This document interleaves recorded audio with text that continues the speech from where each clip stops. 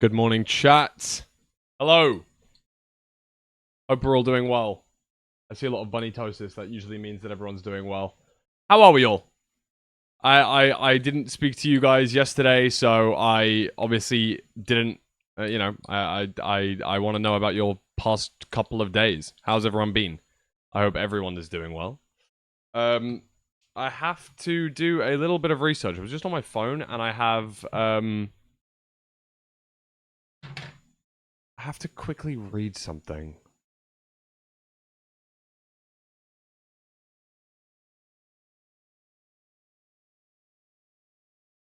Yeah, I've got to do a little bit of reading real quick. As a side effect of the DJ program, all Twitch streamers will be policed under a new enforcement system. Creators who use music as part of your content, please be aware of this. So it says, I don't think I count as any of these, gratefully. But this is very, there's a lot of yap here. Mostly it's like if you're like a radio station or a DJ, or if you include pre-released or unreleased recorded music, or if you like rebroadcast live performances.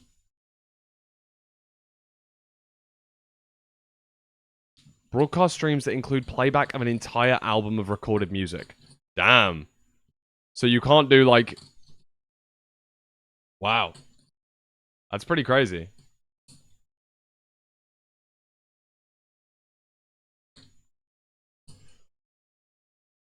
Music is the focus of the stream, such as a fitness class. Well, gratefully that's not the case.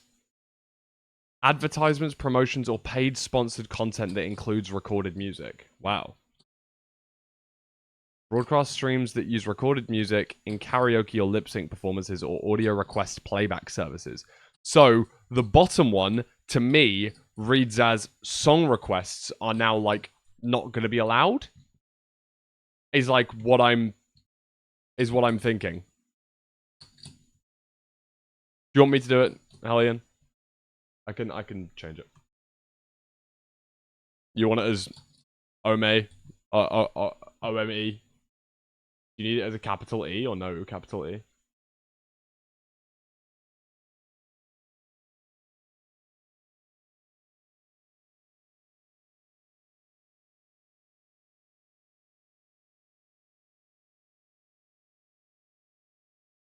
That work? Really not. There you go. Fixed. I'll refresh the stream chat as well. Refreshed.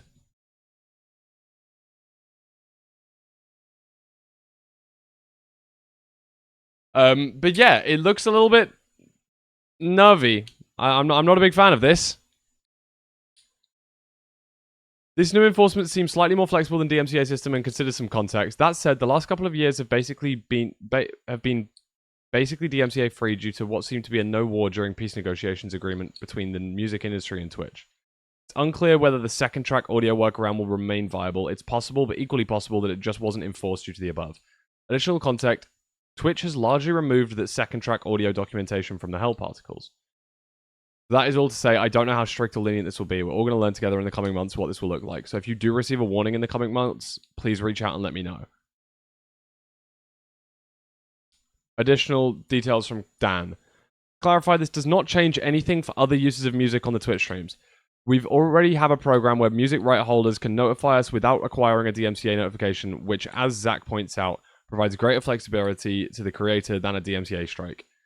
The focus of agreements is DJs. As with any policy, it sometimes takes a little while to make sure you effectively enforce without over-enforcing. Note, the deal is not limited to dance music. For example, I expect I will do some streams where I play recorded versions of some of my favorite songs and talk about the songs. I'll do this from my DJ channel, so that revenue is shared with the rights orders. I'm still confused, but I think it's like not that bad. I don't think it's going to be that bad.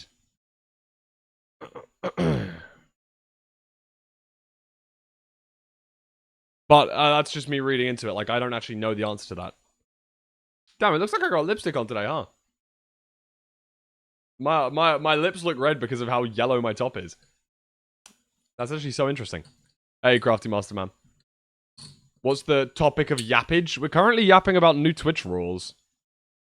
That are being added on September the 1st.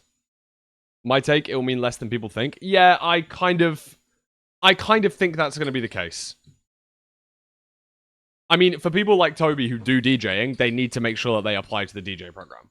That's like, I think, the main takeaway. If you are a radio channel or a DJ channel or something like that, you need to just... This, in my opinion, is mainly focused on that. I don't know that for sure. I don't think so, Crafty, but I think they're cracking down on, like, where music is the main part of a stream. They're cracking down on that. Check disc.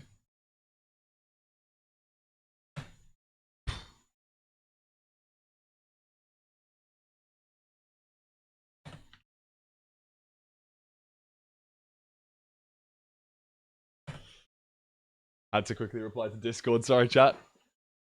Good morning. What's the drama?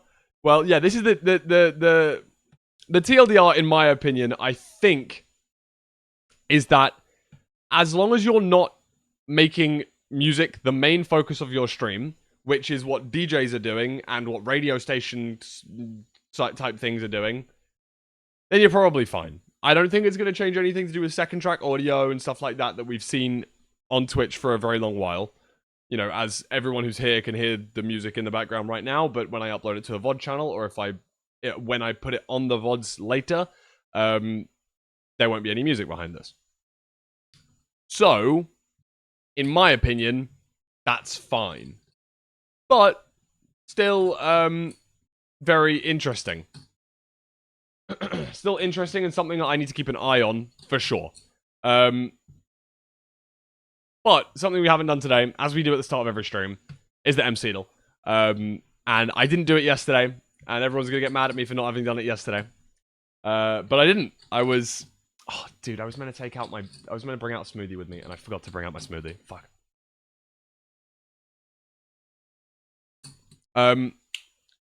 Anyway, I love mcdle. It's really cool. And I missed out yesterday's. Oh, damn. I would have got this in, like... 3 would have been the max. 3 would have been the max.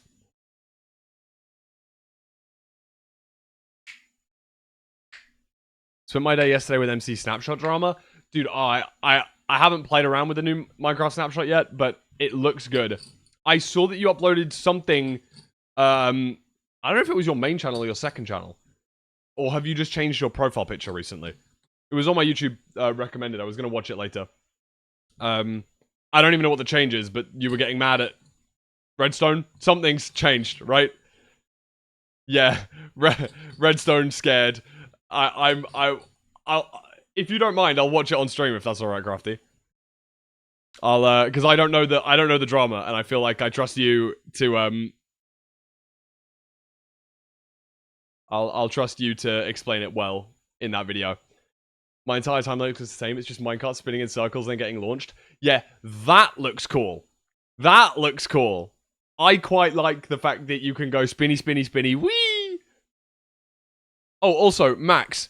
Good luck with the bingo later. I saw that you were doing a little bingo thing later. If you need me to, like, take over your account midway through because you're losing by a ton, then you can, you know, let me know. I might be free. Log in as Max GG's. Alright. I lost my streak, annoyingly. Now says I've got a 0 win streak, which is sad. Yeah, that's true, Max. Alright, let's think of a mob. Let's go for... We started with pufferfish last time and it was not good.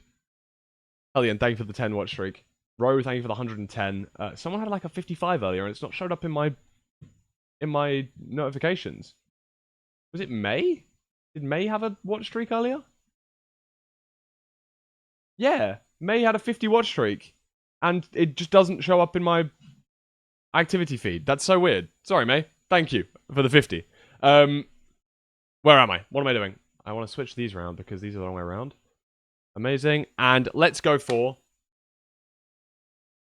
What are we going to start with? What are we going to start with? Let's start with...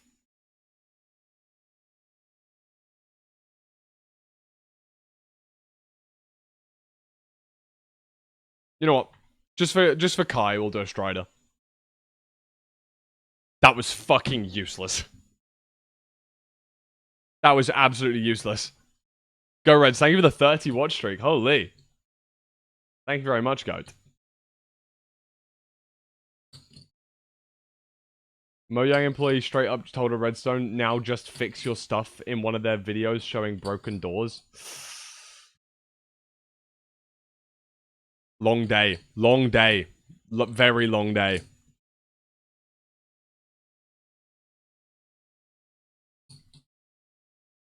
I'll have to watch that video later. Chat, what the fuck is this? So an early release mob that's tall, high in health, aggressive, at least in some form, doesn't spawn in a biome, and is not classified as an animal. This, to me, screams... Like... What the hell is, like, that high in health? I need, like, a over 20 health thing. Drowns are passive as well, Zan. And was yesterday. And are also passive.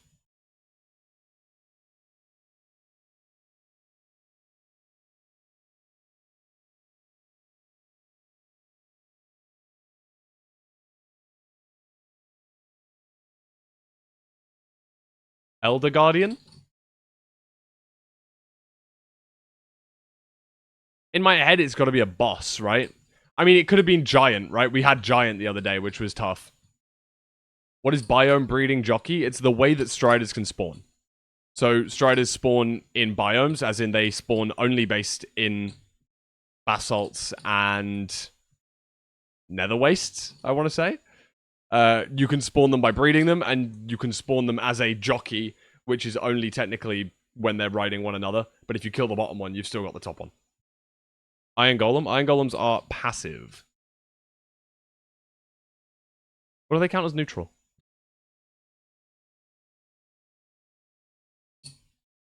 Can we be on air? Oh, okay, fine.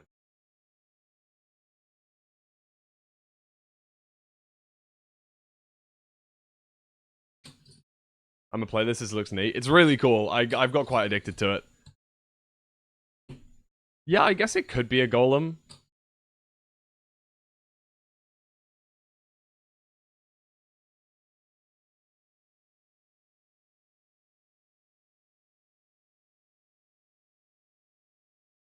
Yeah, it could be an Iron Golem, I guess. I think it's got to be Iron Golem or, like, Wither, Elder Guardian. I like Elder Guardian, personally, as a guess.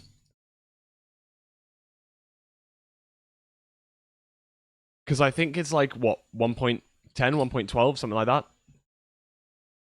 I thought Iron Golems would count as passive neutral. But I don't know. I thought it would have passive in it.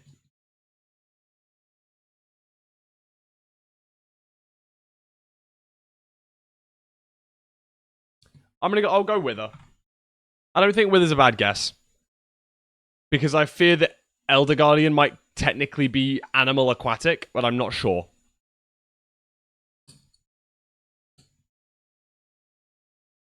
And if it's not animal...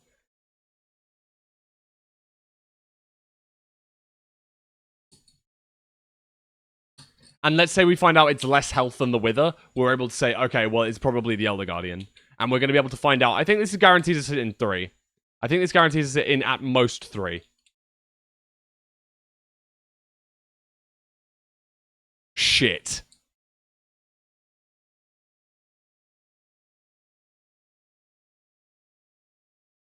That did not help that much.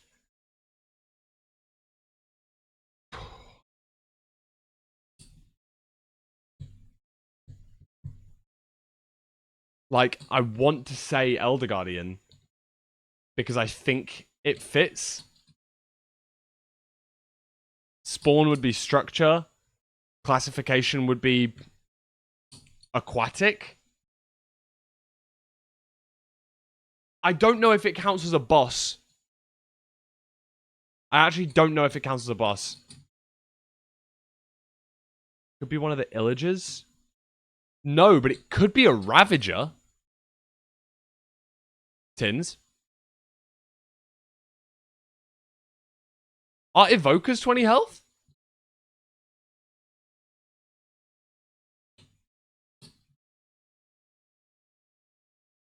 No, a Ravager isn't summoned. A Ravager spawns from raids.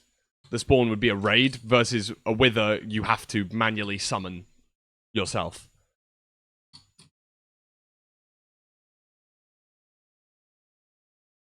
Is a Ravager an animal?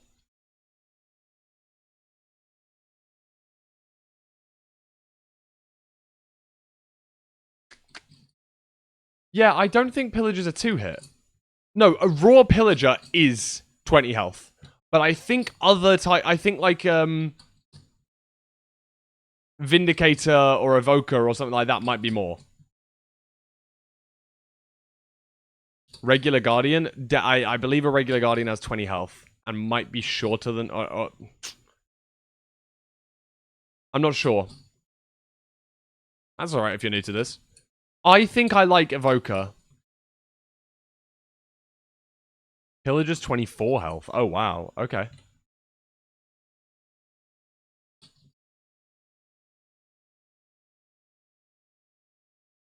I'm gonna go for Evoker.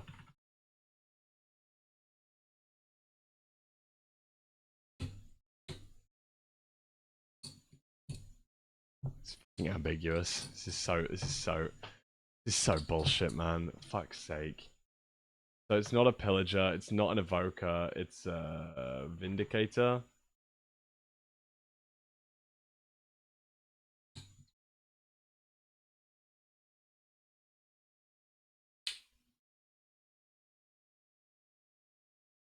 How do I always get the ambiguous? How do I always get ambiguous, man? Every goddamn time. Every goddamn time. Ah. Another goddamn ambiguous, man.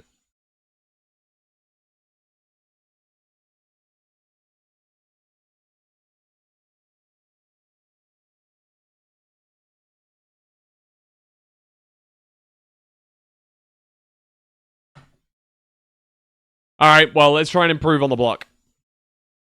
Yesterday's block was Anvil. Ooh, that's a fun block.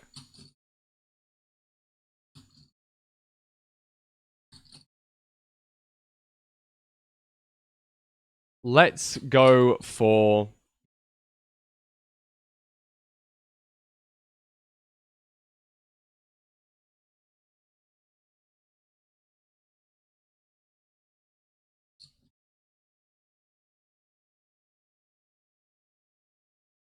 Opinions?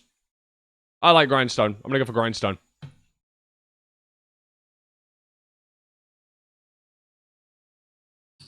Ooh. That's helpful. So lower than 6, but higher than 2. You can't even do Polished Diorite, Koala. It's not an option. It would just be Diorite that you'd choose. It's not a pickaxe block.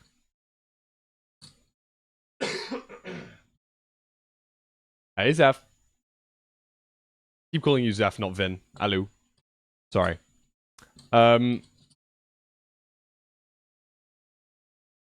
Okay, so an early release block that is going to be Shovel Axe any. Isn't transparent, isn't flammable, so it's unlikely to be Axe, truthfully.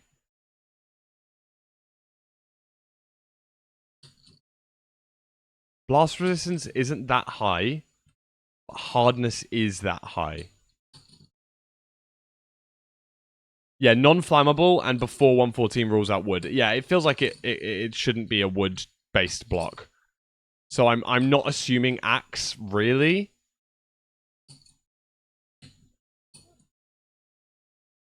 It just screams shovel or any to me.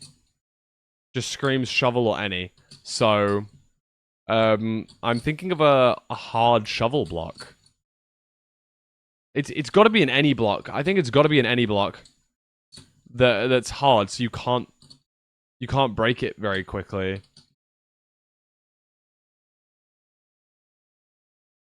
Petrified oak slab is pickaxe.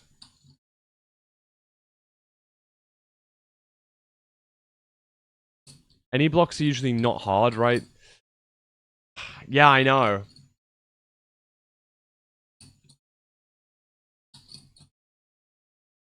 Ah.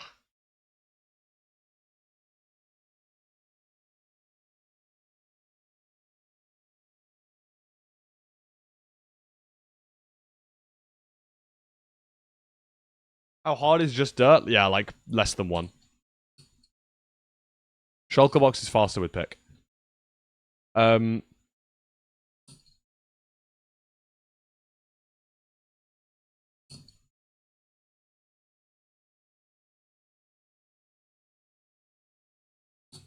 Yeah, I really am struggling here. No, Koala, we're not throwing a guess just for more info. That's not fun. That's not how the Fulham chat plays mcdle. Like, I know that you can do that and make it done quicker, but I like to think every guess through and try and get it in as few guesses as possible. I think chat likes that more as well. They just like to be able to... My fault, that's how I play. Hey, I have to, you know, you do you. But I'm not just gonna pop in a guess that I know is wrong.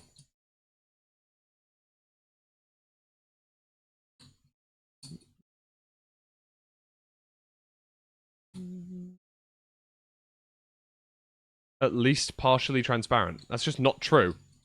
It's not yes. So it's going to be at most partially transparent. A door is transparent, Ro.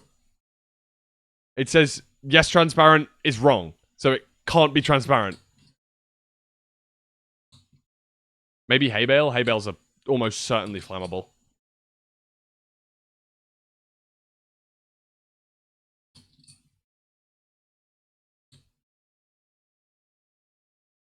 Door is partially? How? I don't understand transparency. I don't understand transparency. Because that feels like it should be transparent.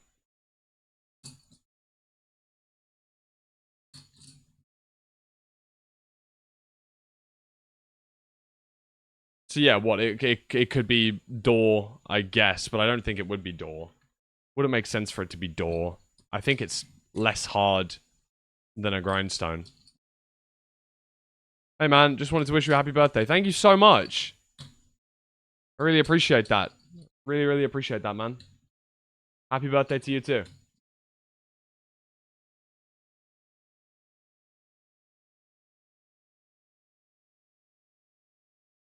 Yeah. Copper, iron, door. No, there would be pickaxe blocks. Oh, I see what you're saying. Yeah, sure. I guess it's saying that spruce doors aren't transparent. But then you can just fucking open it and see through the block. It's stupid, but I at least now I see what they're trying to say with it. Tripping off the powder. Pumpkin? Pumpkins are not that hard, I don't believe.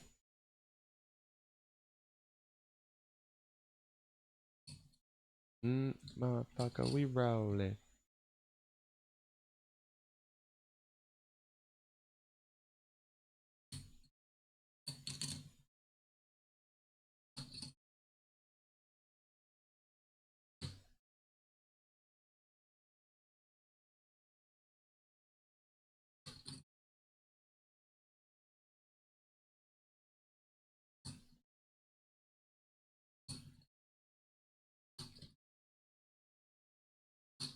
Dude, come on, man. Look in here, look in.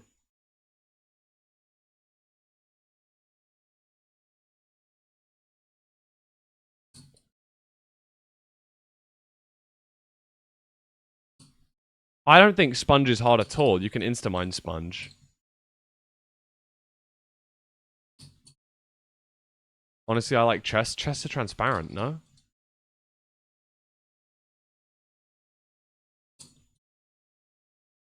They're almost certainly transparent.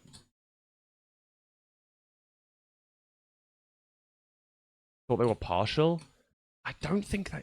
Why? I don't understand transparency then. You can see through it! That's what transparent means!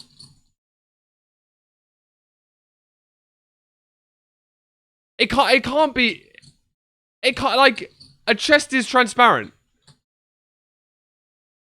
I thought of chest earlier, then I looked at transparent, and I was like, oh, it can't be. Chests are not partially flammable, no.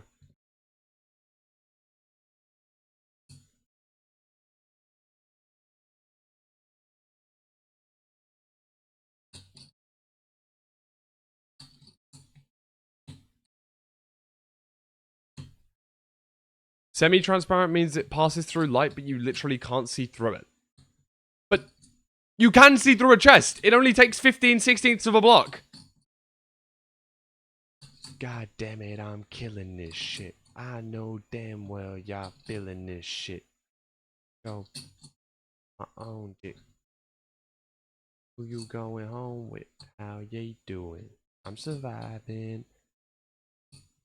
Now I'm driving. Yeah, but not the whole thing. We're trying to say you can see through the whole thing of a fucking grindstone now? I don't get it. I don't understand transparency. It's pissing me off.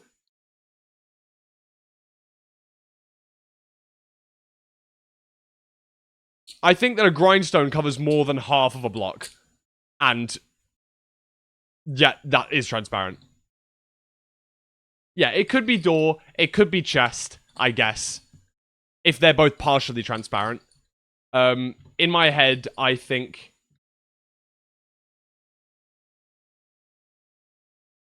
Is there actually like a wiki page on this?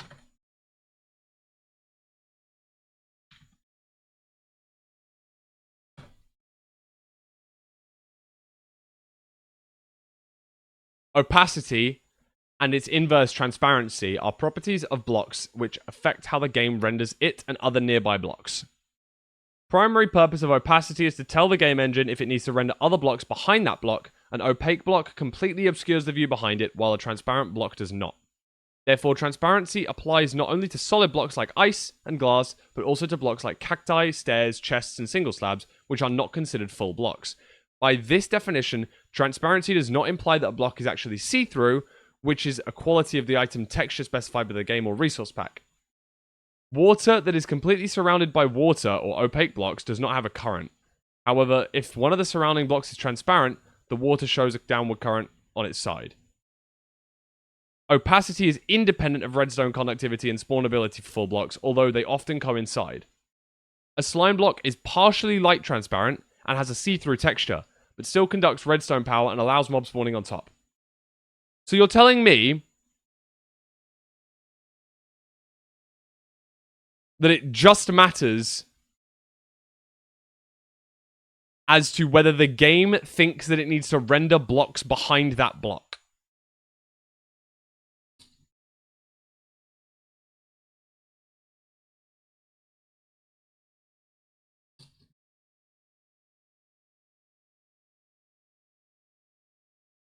Ugh, this is disgusting.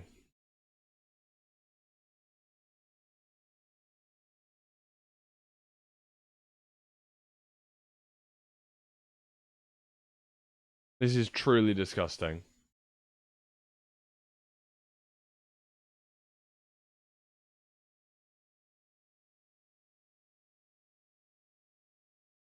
Can't be any of the skulk stuff.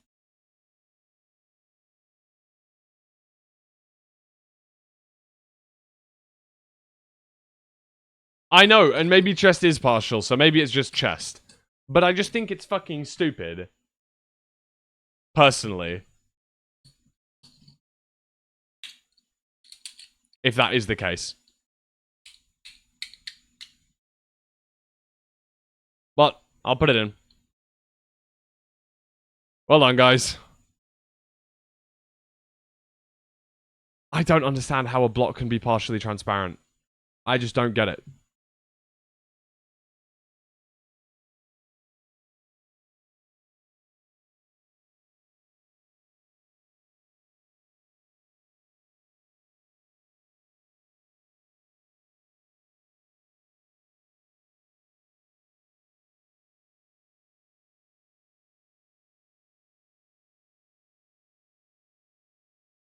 Transparent blocks.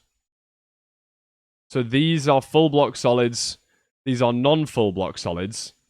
So a chest here says it's a transparent block. But then I go here and it says it's partially transparent.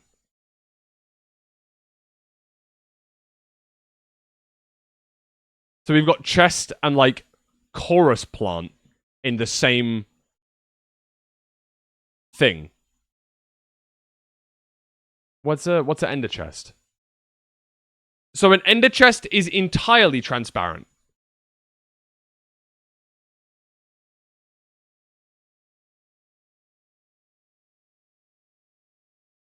An ender chest is fully transparent, and a chest is partially transparent.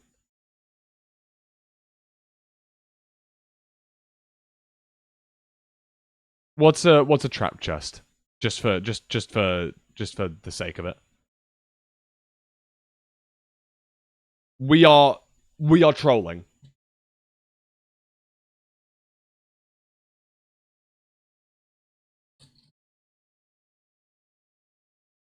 So it makes no sense. It makes no sense whatsoever.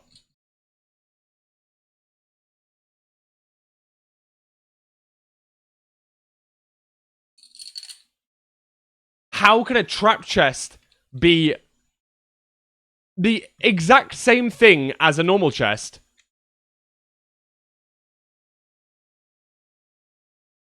yet one is partially transparent and one is fully transparent?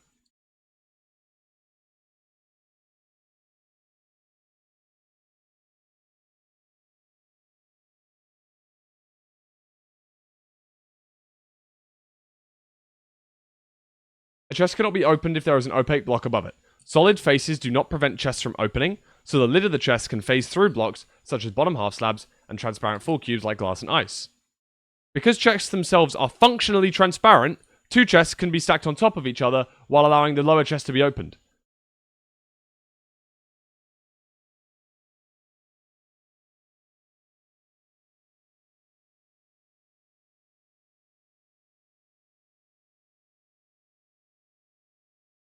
Why?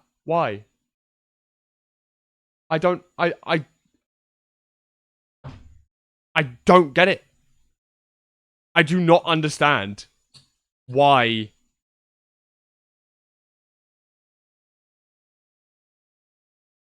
at all that's the case.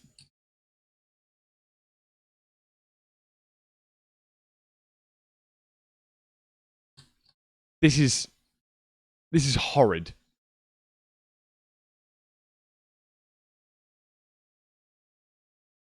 Yeah, why is a trap chest transparent and a normal chest not transparent? And then an ender chest is also transparent. This is horrible. This is horrible. I don't understand it. I don't know if that's a wiki issue, or if that's a game issue, or what. But I'm telling you right now, I do not understand it. Right, let's watch this video about it. This is a pretty simple video, very clear and easy. You'll see through what I'm talking about quickly. Block opacity in Minecraft is a mechanic which defines how transparent or see-through a block is. Of course, most blocks are fully opaque, you can't see through them. Some, however, aren't. You have cube solids, full blocks that are in some way see-through, like glass, ice, fancy leaves, etc. Then there's non-cube solids, slabs, stairs, fences, beds. Any block which isn't a full meter by meter big has some transparency in it. Then there's non-solid blocks like rails, levers, buttons, things you can walk through but are still blocks. There's also some plants, fluids and other non-solid blocks.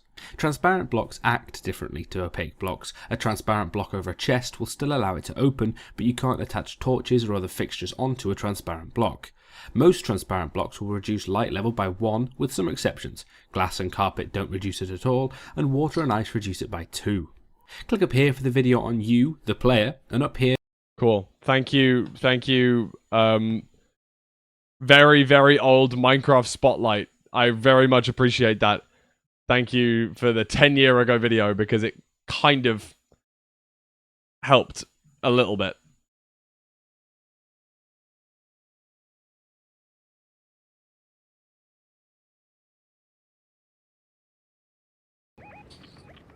Yo, Nonny, thank you for gifting to Scene. Suey.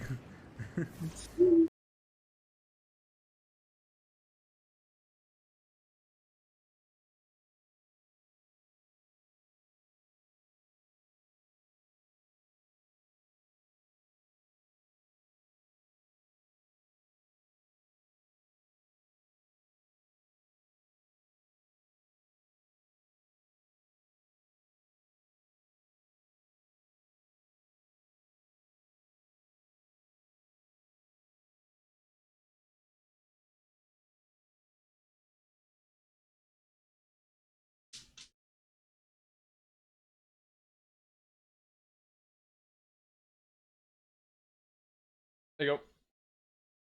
Sorry. Couple maybe.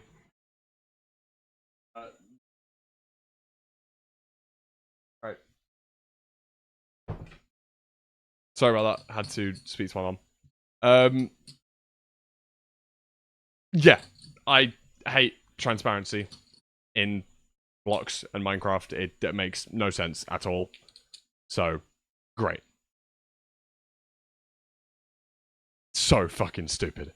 Absolutely stupid as hell. But, sure, whatever.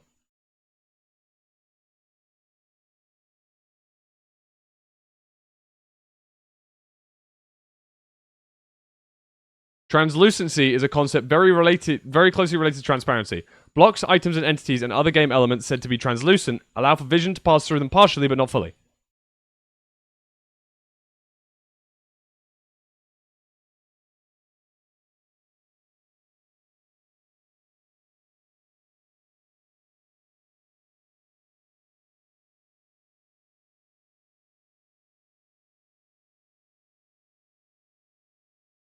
These are just things you can see through. That's sure. Okay, whatever. That's fine. This does make sense.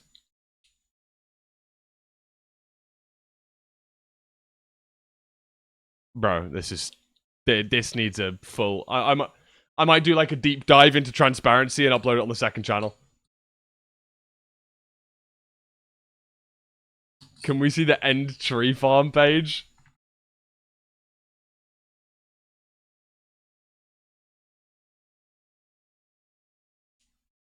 Where are we? Where is the end tree farm? It's here somewhere. I know it's here somewhere. Wait. Am I trolling? No way. Where is it? End survival. Ah, don't worry. Sorry, it's here. It's here. It's here. It's in end survival. Wait, hold on. It's here. Yay! It's real! Hooray! Post tree farm. We won! We won!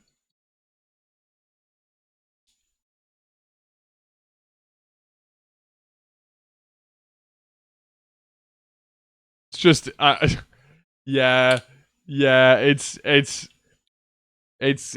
Feinberg funny reference. He just sat on the Minecraft wiki for like an hour, right? Just like clicking through shit.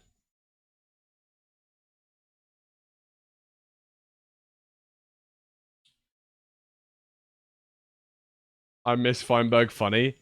Yep, no. Everything has to be everything has to be capitalist in our HBG society. So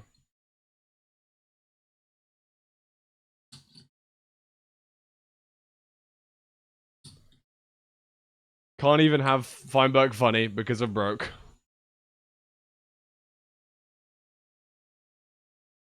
Talking mime funny, filling the Feinberg funny 4 void.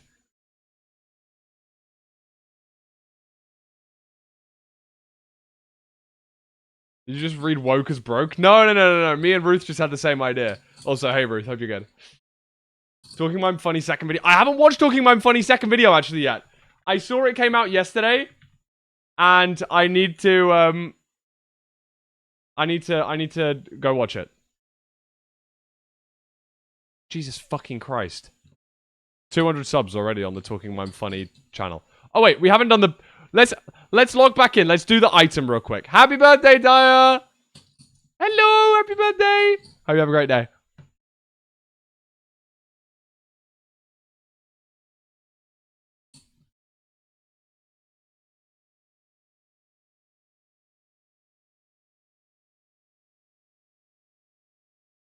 What is the Minecraft item of the day?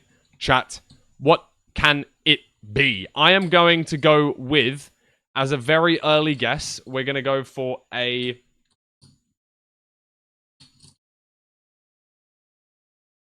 melon seeds. That's what I'm going to go for.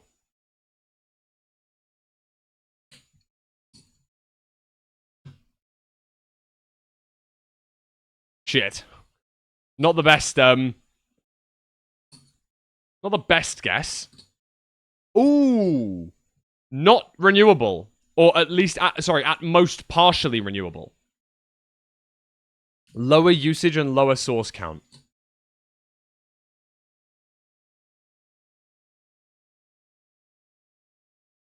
What does partially renewable even mean?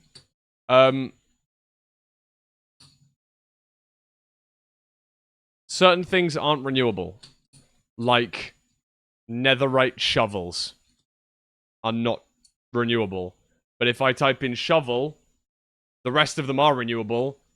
So that means I assume that a shovel in itself is partially renewable. Diamond tools are technically renewable. Same with diamond armor. But something that's not renewable, but stack size 64, is quite crazy. It's something you don't see very often, I'm going to be honest.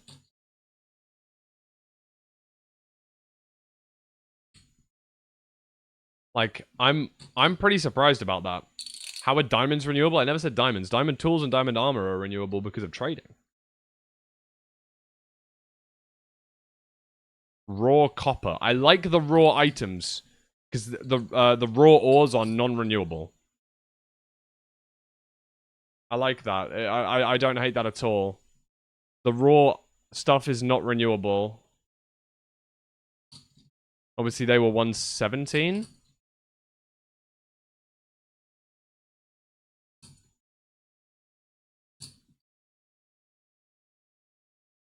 Low usage, low count. I like raw anything, really. Raw gold is the only one with 2 uses, right?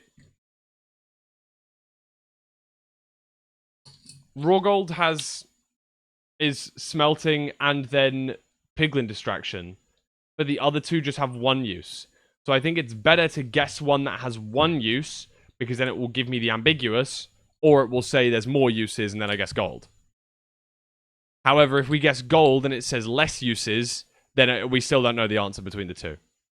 Crafting 2? Oh, yeah, you can craft them into raw blocks, can't you? Sorry. And technically the source is crafting as well, so it would be 2 and 2, not 1 and 1.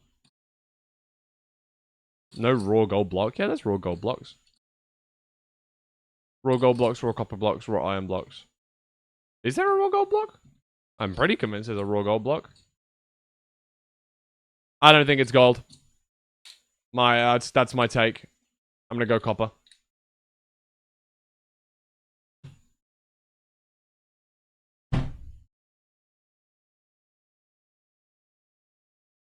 Wow.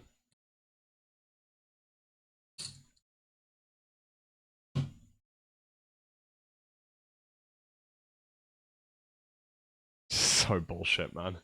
Absolutely bullshit. Absolutely bullshit, man.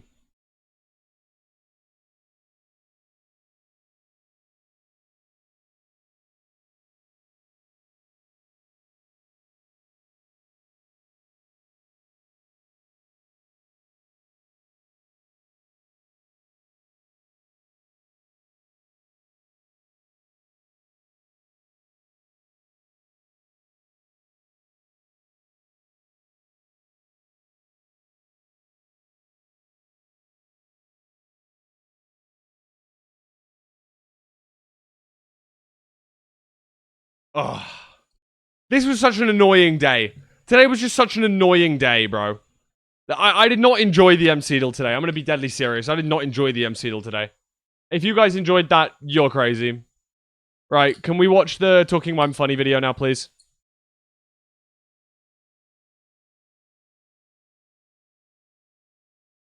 Talking I'm Funny. Let's watch this shit. Is there any cool Polish slang we could learn? Is there any... Oh my god, is this when we learned skibbity toilet in Polish? This is when we learned skibbity toilet in Polish, wasn't it? Cool Polish slang we could learn? Like, you know, like skibbity and yacht?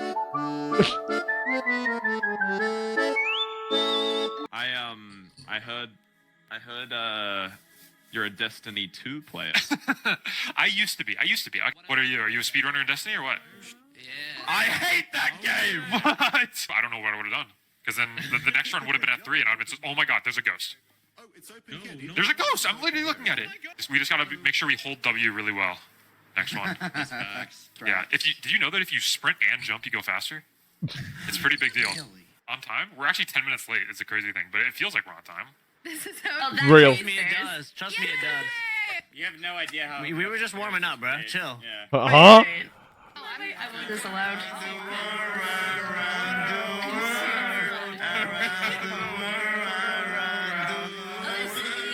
Here? We really, I can't believe I started the Around the World thing. That was funny. Oh, okay. I don't think mine did yet. Oh yeah, I was observing the bears having sex and then people would go, oh, curry way. Curry way. Curry way. Hey, curry way. Did you just tell me to kiss Curry way. Over here, buddy. All right.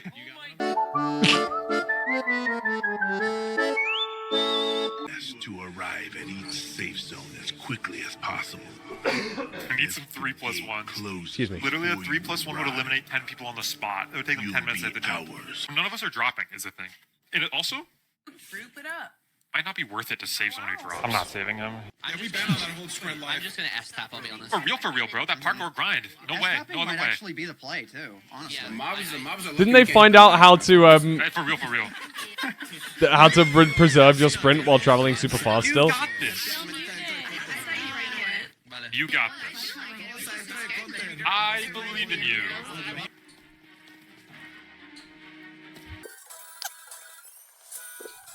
Yeah, for real. For real, bro. What? Kidding me? I had the lead, and I also had stamina. I also had low stamina. That's crazy. That is so crazy. That should not have happened. That is so crazy. I was like timing my stamina. I was winning. Mine. What? Here, to the light. Dude, we were in the front, and then they got TP'd back.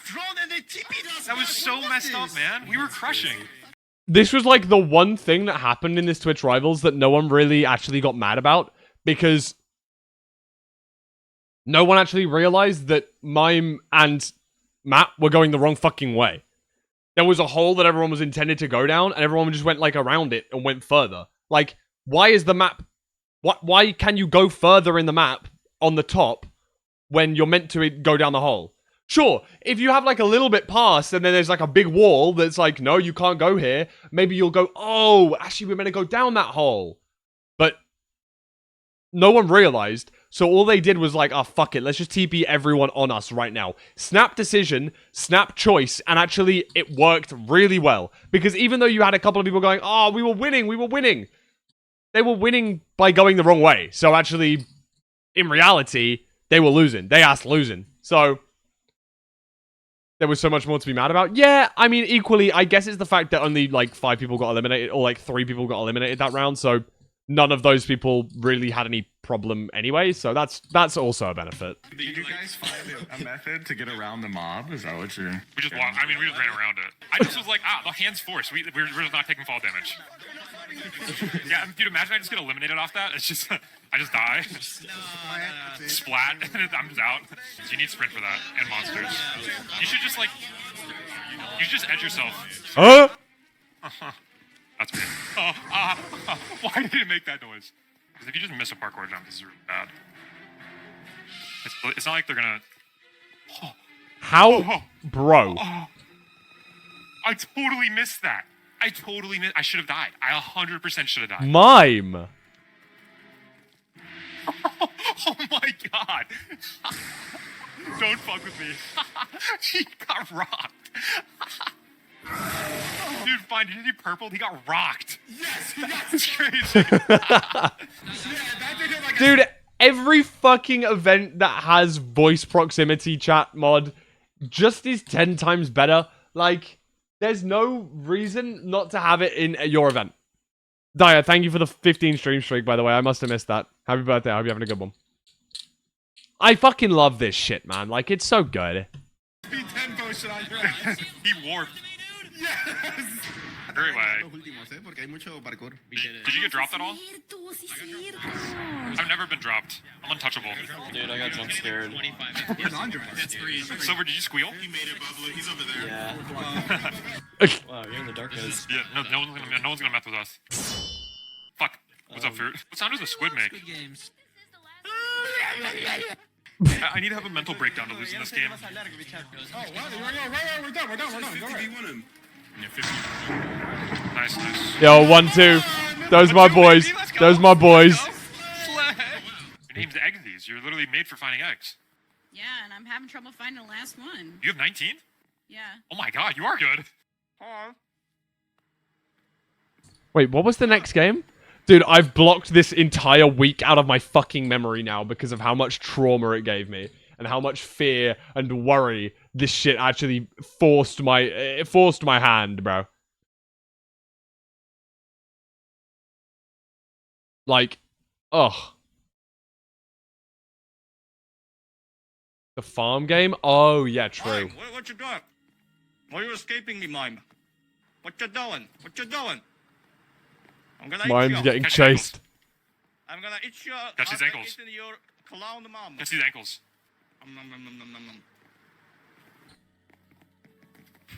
Oh! Broken. My ankle.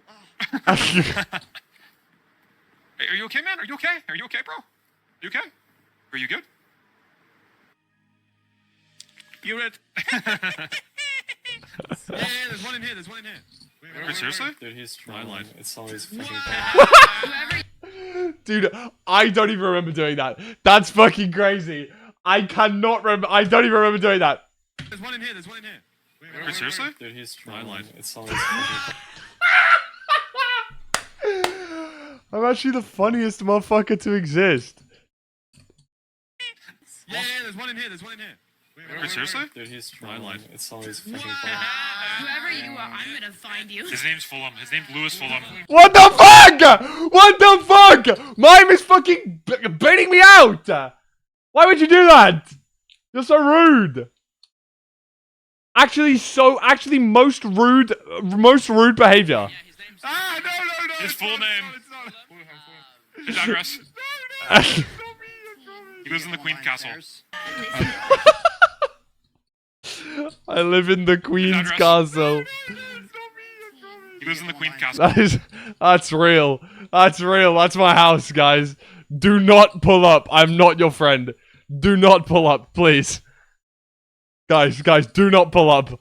I will not take a photo with you if you knock on my door, please. Do not do that. Mime. If either of us are struggling, we're gonna tell each other the answers, right? I mean, yeah. The last player will be eliminated. Task 2. The last player will be eliminated. Task 3. The last Oh. player will be eliminated. It's not that hard. Bust it down, Feinberg. Can I not unload this door? Am I tripping? Will these doors unload if I go far enough away?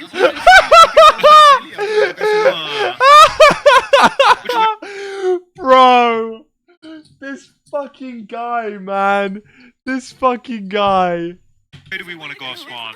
Silver, are you nervous? Are you scared? Yes. Not reading. Gotta direct this to brewing because it's gonna be like. Where's the water well? Where's the water well? Good luck, bro. Good luck. Fall left, back left, back left. Guys, we are good, man. I think we're all right. Dude, fuck you, Feinberg. I gave the right answer. What is up with this girl's eyes? Respectfully, he's seen some shit. Security, just this dude's seen shit, man. So Barn is -X. You can see it. Don't. Bow them. Okay. Congratulations! He's right here.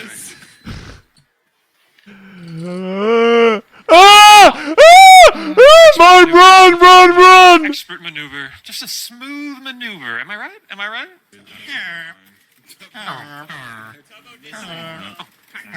Oh, yeah. Anybody's gonna go ranked right now? From birth to today, I was tagged for 2 seconds in a curse. It was everything flashed.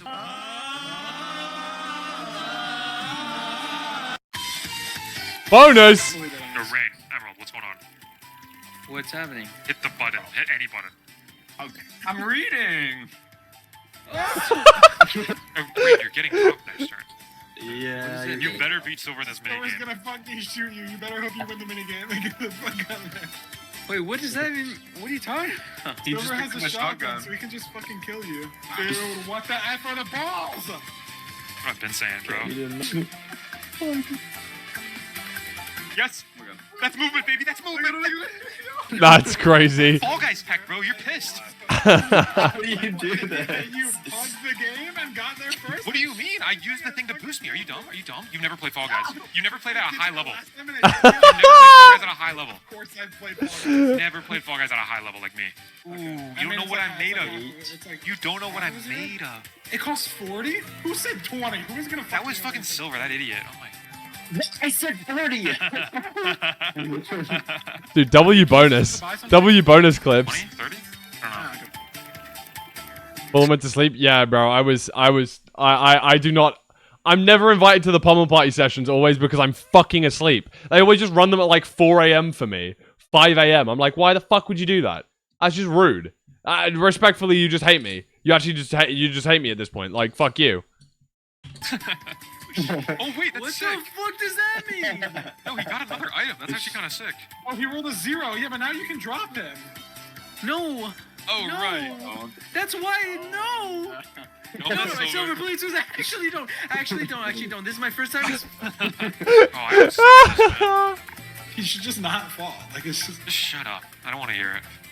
Oh, shit. Oh, what happened to you just shouldn't fall, bro? What happened to you just shouldn't fall? Are you a bum? Damn.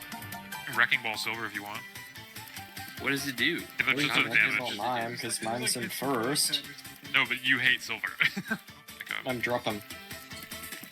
No, he's gonna insta-drop me next turn if I do it. Don't be recency bias. I can't do this. I don't need the coins anyways. If I do. Nah, I'll kill Silver. I'll kill Silver. Yeah, if I kill you? Yeah. No. Really? He was testing you and you fucking failed. No, I didn't. I didn't do Bro, it. fucking drop your dumbass if you kill me. He sounds like he was Yeah, contemplating but it, though, that's right? why Mime's a real one, bro. He would never take out a bro. Yeah, but He like, said really. He Rain- said really. well, I was so confused. Yeah, well, he was in on the joke. Dude, stop trying to turn me against Mime, okay? You already killed me. Dude, these bonus clips are Where the great, fuck man. is I'm this gutted I really don't play charming? pummel party with Yeah, these guys use more. it. This is No, sad. use it there. Wait, you can kill the guy. That's pretty cool. Do your evil laugh, I'll Rain. give you a Please, few seconds to make a case why I shouldn't kill you.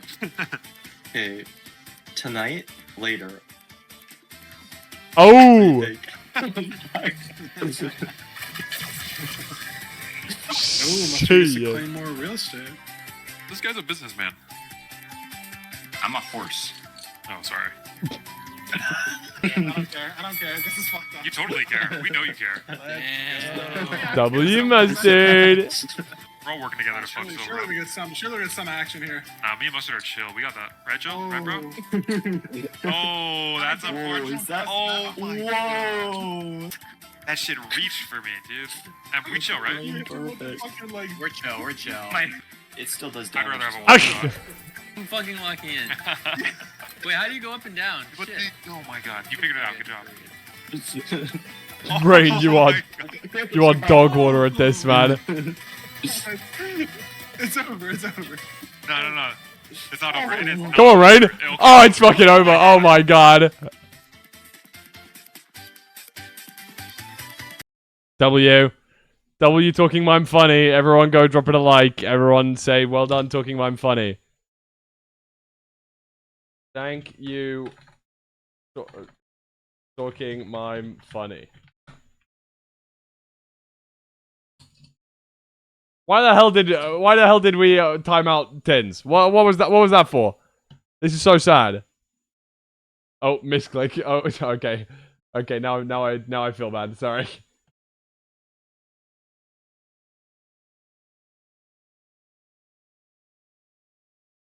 Yeah, I just checked it, Iskra. Huh. Right. Monka W. Scary.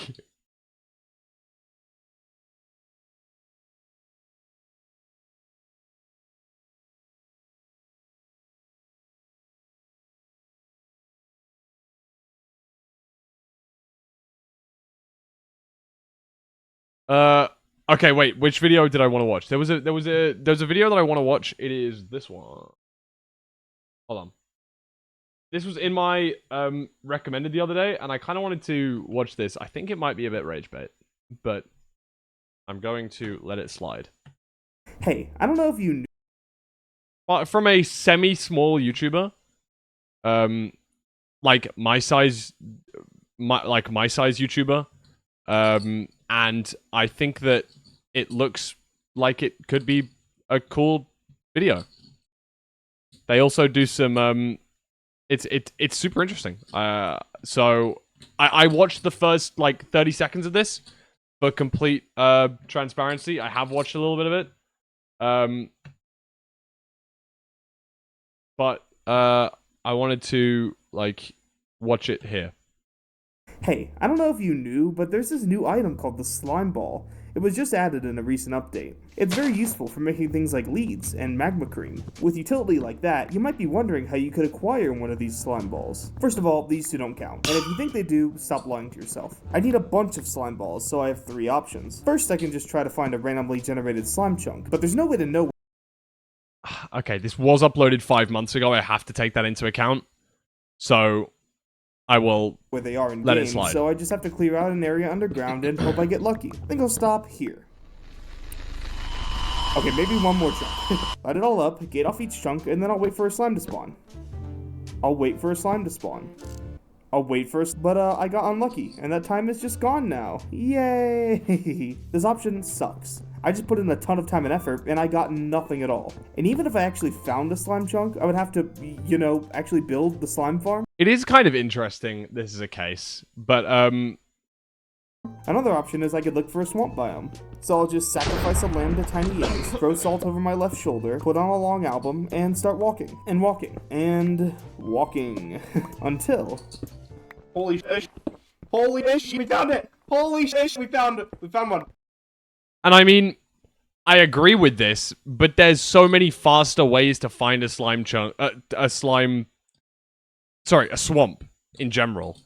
Because, especially with the addition of mangrove swamps, and the fact that you can just kind of use an elytra, I feel like you can find swamps relatively okay. I understand they're not super common biomes, but they're not super uncommon. And I know, Spartak, I know, but this was uploaded 5 months ago, so I'm kind of trying to give the benefit of the doubt for that. That was what I thought in the first few minutes of this video. I was like, well, you can just go to a trial chamber. Like, every trial chamber has basically a slime spawner, and then with that, you can make oozing potions to get unlimited slime balls. But, like, you know, I understand trial chambers probably weren't out when this video was filmed, or, like, scripted, or recorded, or whatever, so I understand. Oh, that's right. I walked under a ladder. Get an elytra, not all of us have a sub 12. I understand that as well. But if you're worrying about making a slime farm, you've probably beaten the game. You know what I mean? If you're thinking, oh, I really need this slime farm, like, you're probably gonna... You're probably in the late game. So you've probably beaten the dragon and maybe gotten a elytra at this point. So I feel like using walking as a way to find a swamp biome just kind of doesn't feel too genuine. What about players who don't beat the game? Why would you just not beat the game? And then, what if you want 4 slime balls for a cute little piston door? I fear that you just sit in a cave for one night.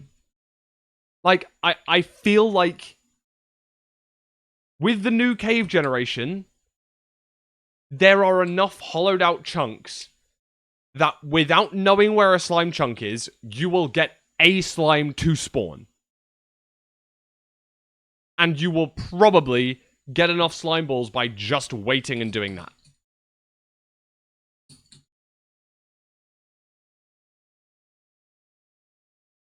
A few years ago. That's probably why it took 22,000 blocks to find a single swamp biome. Now I just have to go back home.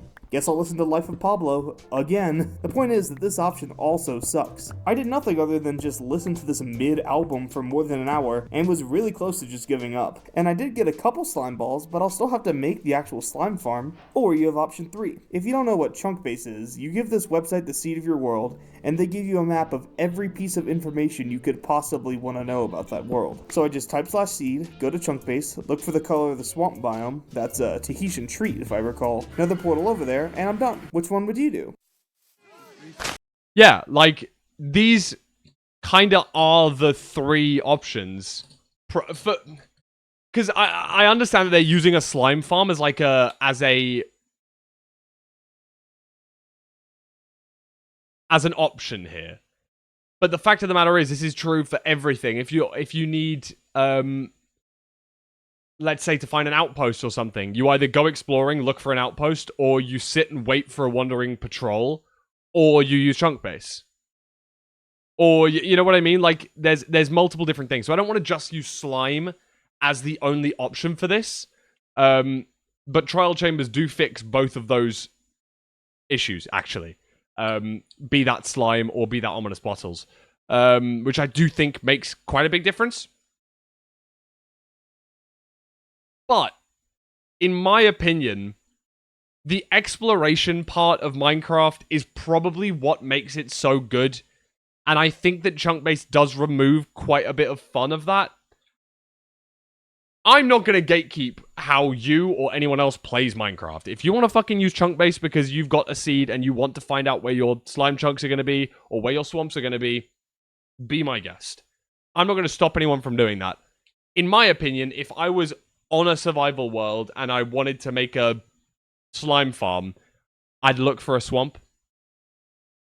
You know what I mean? Like, you know, recently, it was a consideration as to whether we use chunk base or know the seed on the community back that we're running, which is, what, 91% done now or something, which is really impressive, guys. Shout out everyone who's doing the back right now. Blazing Caves, my goat. 92.1%. Well done, guys. Congrats. You guys are hella close. And I swear, like, the final 1% all happen at the same time when you pick up the stack of all items or whatever. Anyway, we ended up obviously not using chunk base, which I'm very grateful for. So I'm looking forward to seeing. Well, I think it's awesome that we don't really have to use chunk base, but I understand that some people just want to, and that's why the program's there. Just because I don't doesn't mean you don't have to. Just because I speedrun the game doesn't mean you have to. Just because I, you know, some people want to use /locate. That sort of thing. Like, technically, in my mind, what is the difference between using /locate and using chunk base? Not a lot, really. So that's why I would never use it. However, I think that it changes how I would play the game, and so I wouldn't do that. But if you want to, you do that. You know what I mean? Like, if it's on your world, it's your SMP or your, single player world, your hardcore world, and you can't find a swamp, and you've been looking, and it's like, well, chunk base it if you want. It's your choice. Even though I think I would never do that, that's the point of Minecraft, isn't it? You can do what you want to do. 1, 2, 3. Pick number 3, my lord. Oh, okay. Number 3.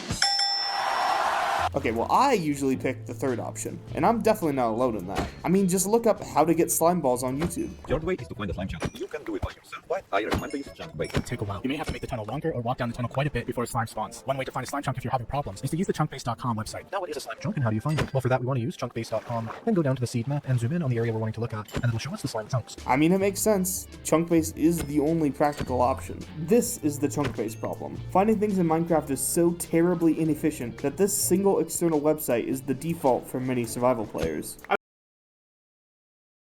And this is why I think this is... and I agree, this is the case with a lot of people. But I simply just don't think it's completely true. I think that people use this to expedite the process, and I understand that. And if that's what you want to do, then do that. But the fact of the matter is, for me, if I'm trying to find a way round doing something, then it's because I don't enjoy it. And by not enjoying it, like, what's the point? Do you know what I mean? Like, I didn't really word that very well. Sorry. What am I trying to explain? I'm trying to say that if I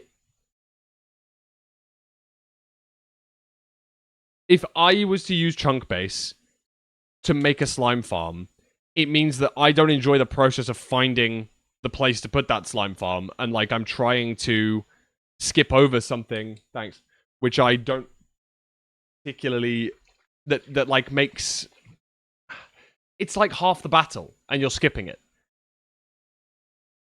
And I think that has just been normalized. And if you do that, that's fine. But I think it's been normalized so much that doing it the other way now feels tedious. Whereas that's what the game was kind of... Was it how the game was intended to be played? No one knows. But the fact that /locate is hidden behind the cheats section of the game that you have to enable implies to me that it probably is. It probably is. But if that's how you guys want to do it, that's fine. In my opinion, though, I don't think it's that efficient. Sorry. I don't think it's that inefficient to find anything in Minecraft. The fact that you can pretty much do a no reset all advancements run if you're reasonable enough at the game and know how to do the all advancements techniques, probably within 12 hours, then I don't see how anything that you need to find is that difficult to find. Do you know what I mean? You need to find every biome, every breedable mob, every killable mob, all of that sort of stuff. And it's like,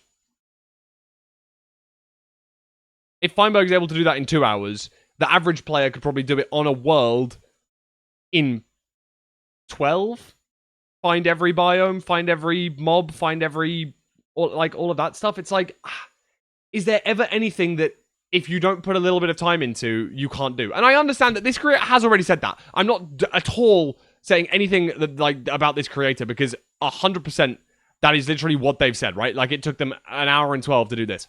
It would have been much faster with an Elytra. Let's just make that blatantly clear. And that's an option that you can get in a reasonable amount of time. But I still truly believe that, like, the fact that this is a problem, Finding quote unquote, is because people don't spend time doing the exploring part. So I don't know. Thoughts on like Matica, Tweakaroo, those type of survival mods? I don't use them. I didn't use like Matica for the melon farm, like the 100 million melons, but I know some people on the server did. I thought it was a thing that we were like, no, we're not doing that. I didn't know that some people were.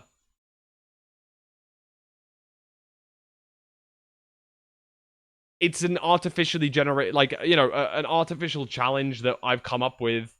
It's like, it's not a major deal. But it's like, I wouldn't do that. I'd learn how to build the farm. Same with every single Blazing Caves run. None of us had, like, Matica. None of us have, you know, any of that stuff. I use, like, Matica sometimes not the easy place. Yeah, I get that. And some people think that that's very justified because, you know, that's just, then you're just, like, following a tutorial. It's the same as following a tutorial, basically. But, I don't know. Personally, I wouldn't do that. But that, again, is each person can have their own opinion on that, and that's fine. I think it's good to be spoken about, and that's why I wanted to watch this video. Minecraft is so terribly inefficient that this single external website is the default for many survival players. I mean, yeah, but just for slime balls? That's kind of weird that this is such a big problem for you. L plus ratio plus cope plus seed plus mold plus fuck you. And I would agree. Except for the existence of the 10 different tree types, cocoa beans, wolves, foxes, cactus, vines, armadillo, podzol, lily pads, and my... I mean, are we pushing it a little bit? Are we pushing it a little bit? Because, again, it's just find the biome challenge. None of these are impossible. Armadillos spawn in, like, pretty much every single savanna. Foxes spawn in most taigers. Dogs spawn in bunches of different biomes now. The trees? The trees just spawn in biomes. And, again, if you can't get one of these... Wandering traders do exist for that sort of reason. It kind of makes that process easier if you can't find something like that.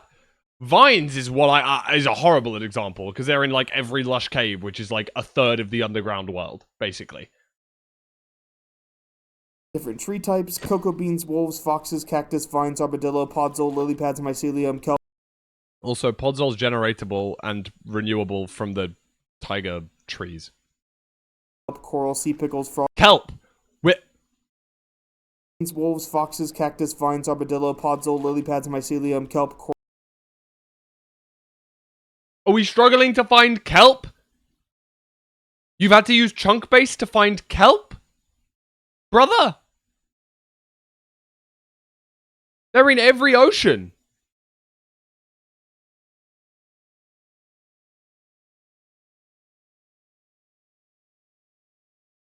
Coral, sea pickles, frogs, bamboo.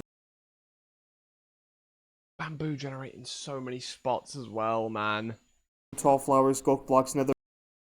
Tall flowers, skulk blocks. Netherwart and blaze rods. It's like, okay, now we're removing every single piece of exploration that there is in Minecraft.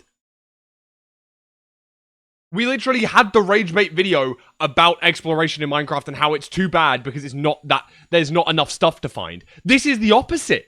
This is saying, oh my god, there's so much stuff to find that I don't like exploring. It's the opposite of what that other ragebait exploration video was by Jet Starfish or something, right? It's like, how can we have both ends of the spectrum and both ends of the spectrum be annoyed?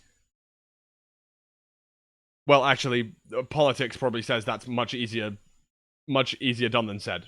So maybe, I think I did mean it that way around as well, because it is easier for that to happen than it is spoken about. This video is about the fact that chunk base is so normalized and has to be used on so many different things, and I just wholeheartedly disagree. I agree. Except for the existence of the 10 different tree types: cocoa beans, wolves, foxes, cactus, vines, armadillo, podzol, lily pads, mycelium, kelp, coral, sea pickles, frogs, bamboo, tall flowers, skulk blocks, netherwort, blaze rods, netherite upgrades, glowberries, moss blocks. Netherite upgrades are renewable once you find one, right? Oh, technically they're not infinitely renewable because you need to get diamonds, and diamonds aren't infinitely renewable, but for you on your single player world, they're fucking infinitely renewable. Glowberries. Moss. Moss? This guy's saying that it's so normal to use chunk base to find all of this stuff. Strip leaf, dripstone, and spore. And half of this stuff is just a lush cave. Half of it is just a like a deep dark. Half of it is just trees, biomes. Half of it is ocean. I'm saying there's lots of halves here. It's like, how do you not find a dripstone cave? Dig underground. Like, learn, like, it is not hard to come across any of this stuff. Blossoms, just to name a few. What do you mean, just to name a few? You named every fucking item in the game that's reliant on a biome to spawn. Hello?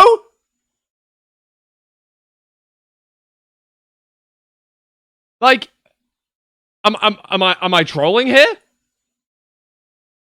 He's named every bio, every single block that relates to a deep dark. Named coral, kelp, the tall flowers, the 10 tree saplings, which is just more biomes, frogs, which is biomes, lily pads, which is the same biome, armadillo, which is a biome, bamboo, which is a biome and or shipwrecks, kelp, which is the fucking ocean, moss, again the same, lush caves or a shipwreck, all of the other lush cave items, blaze rods and netherwarts.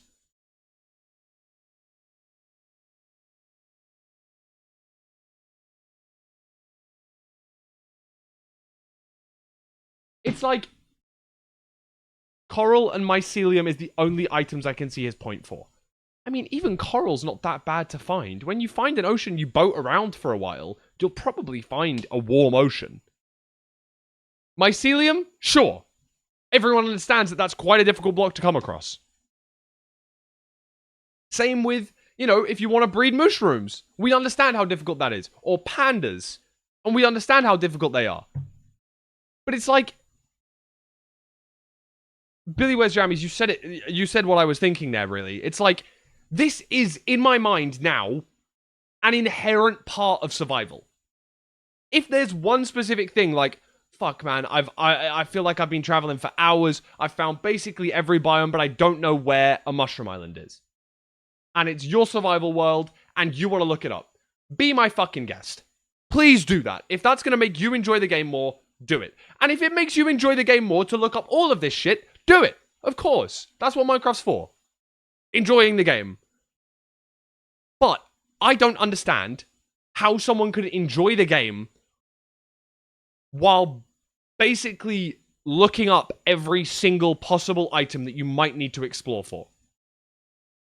If you care that much to get your slime balls or to get your glowberries, you should probably just explore for them. It's like, if I'm, you know, if there's a point, if I'm good enough at Minecraft that I want a slime farm, that probably means I'm going to be end up using those slime for slime blocks or redstone or you know, something that's not trivial in Minecraft.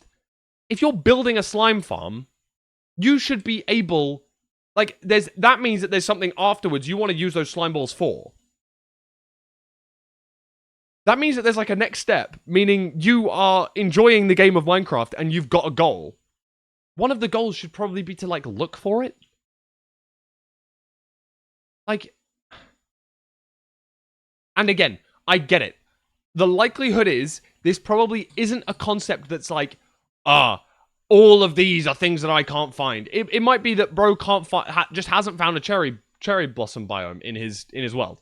Sure, maybe that's the case. Maybe that's truly the case, and it's something that you need to come across and you're going to need chunk base to find. But it's when there's just lists and reams of things that are reasonably okay to find. It's frustrating. I don't know. It feels like it's ragebait, man. Like, might as well just /give. I mean, yeah. Like, play creative mode. The only thing I kind of understand is having to farm massive amounts of these.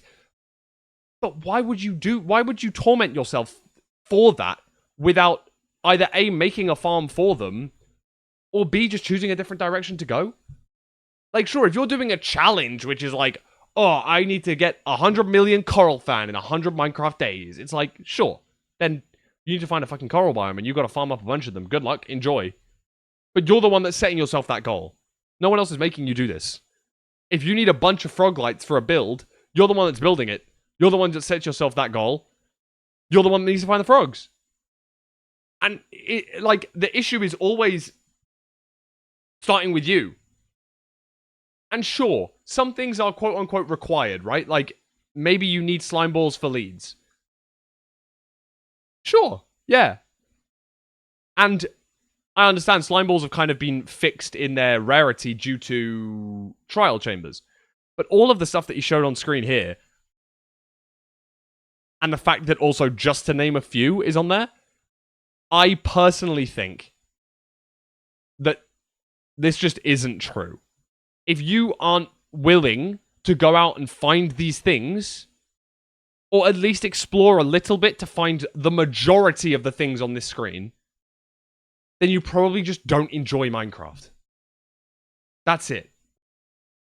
Like, I'm gonna be honest. Like, if you truly want to find bamboo, but you don't want to look for it, you probably don't enjoy the game. Like, or if you really, or if it's just the exploration that you don't enjoy, then chunk base it, sure. But I don't think that anyone in reality chunk bases for 90% of the things on this screen. Being truthful. I just don't understand how. And maybe that's a me problem because I feel like I'm good at the game and I can find all this shit myself. And maybe that's just because I'm short-sighted in that sense. Like, maybe I don't understand what it's like from other people's point of views. But I think that exploring is a very important part of the game. Majority of people playing Minecraft are like kids and stuff and don't really know how to do the speedrunner stuff. I understand that, of course. I do understand that. And it might take you weeks to beat the game. Of course it might. Of course it might.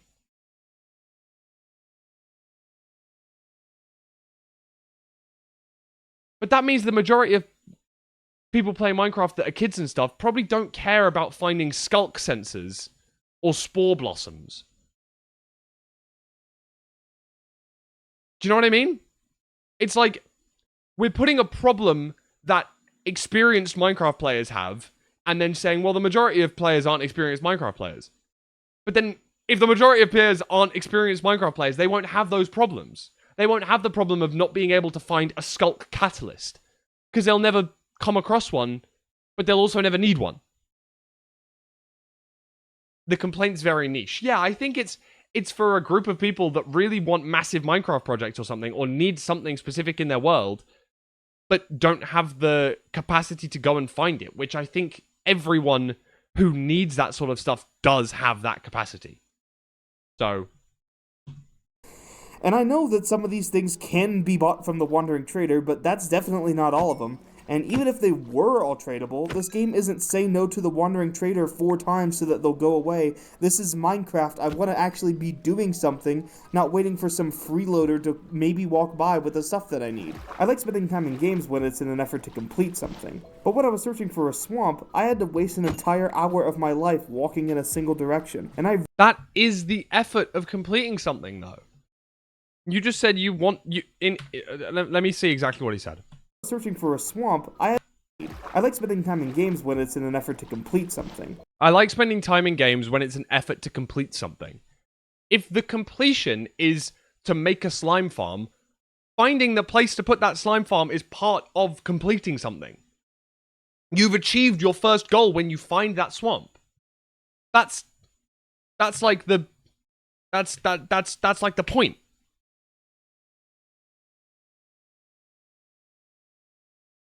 No, Semolpino, I'm sorry if I'm saying your name wrong. I agree with you. I think that is what his point is meant to be.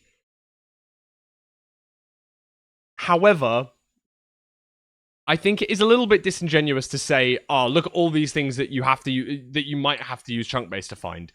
When in reality, I would say 80% of them you don't. And then from the remaining 20%, 3/4 of those you'll probably find easily within the world if you're getting to that point in the game. So if I want to find Spore Blossom for my house, I'm probably decently geared. I'm probably decently looted up. Like, I may have come across a lush cave at one point. So I probably know where to go. If I specifically need a netherite upgrade, I'm probably decently looted up. That means I've got diamond armor. It means I've probably got diamond tools. It probably means I've gone to the nether. And I just need to find a bastion. I don't know. It feels like it's a complaint about things that are so specific that for some reason don't... It's something so specific that if you're actually looking for those things at that point in time, you are already almost certainly in the late game of Minecraft. Whether that be that you've beaten the dragon or not, it probably means you're in the late game. Like, you don't even need an elytra. You can use a horse and cover a lot of blocks per second and explore a lot of area. I just simply think that a lot of these rare items that some people in Minecraft may not even know about. You know, like, new Minecraft players might not encounter a deep dark ever. Some Minecraft players may not encounter a netherite upgrade ever.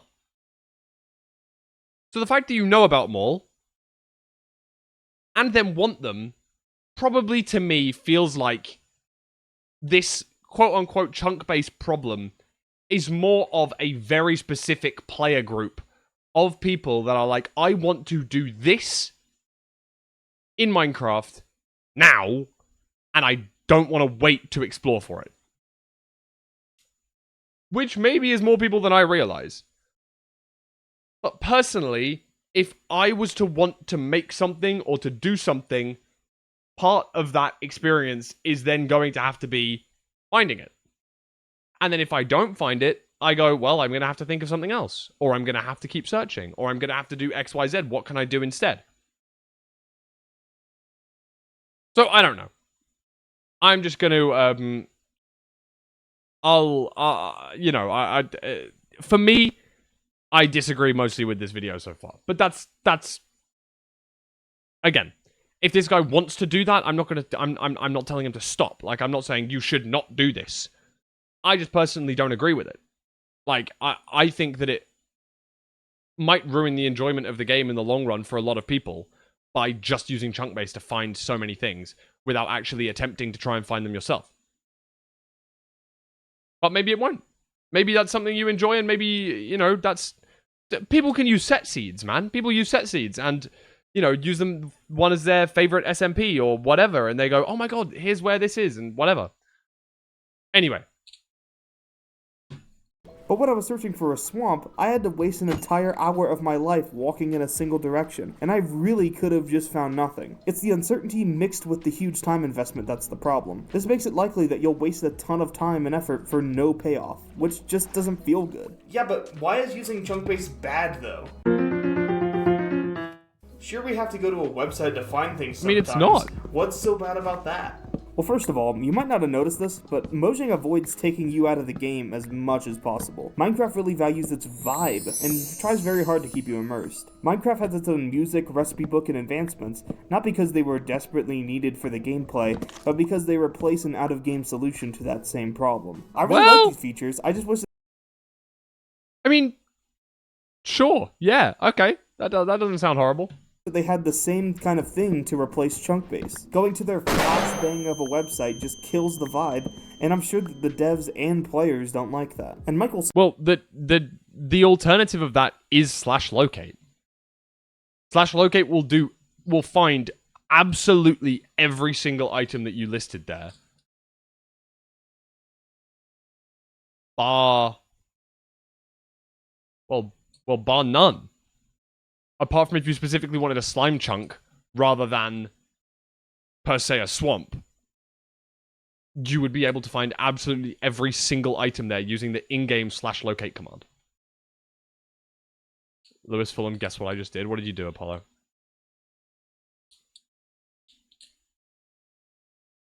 Microsoft probably doesn't like that either. Their base game is relying on a company that they have zero control over. And if Spinglebuff likes to have anything, it's control over their products. Using chunk base also just doesn't feel right. It almost feels like cheating. Wait a second, is using chunk base cheating? Well, it largely depends on who you ask. Ask a speedrunner and they'll tell you, yes, of course using chunk. Ah, fuck. Fuck, fuck, fuck, fuck, fuck. Fuck, fuck, fuck. Fuck. Fuck. Fuck, oh my god, I got fucking predicted, man. I got read like a book. Cover to cover, man. What is this? I got predicted. That's actually crazy. I'm sorry. No, I take back every single criticism I say to this video. Every single criticism. I can't, you know, that's it. All right, well done. GG, you win. Sorry, Dim4.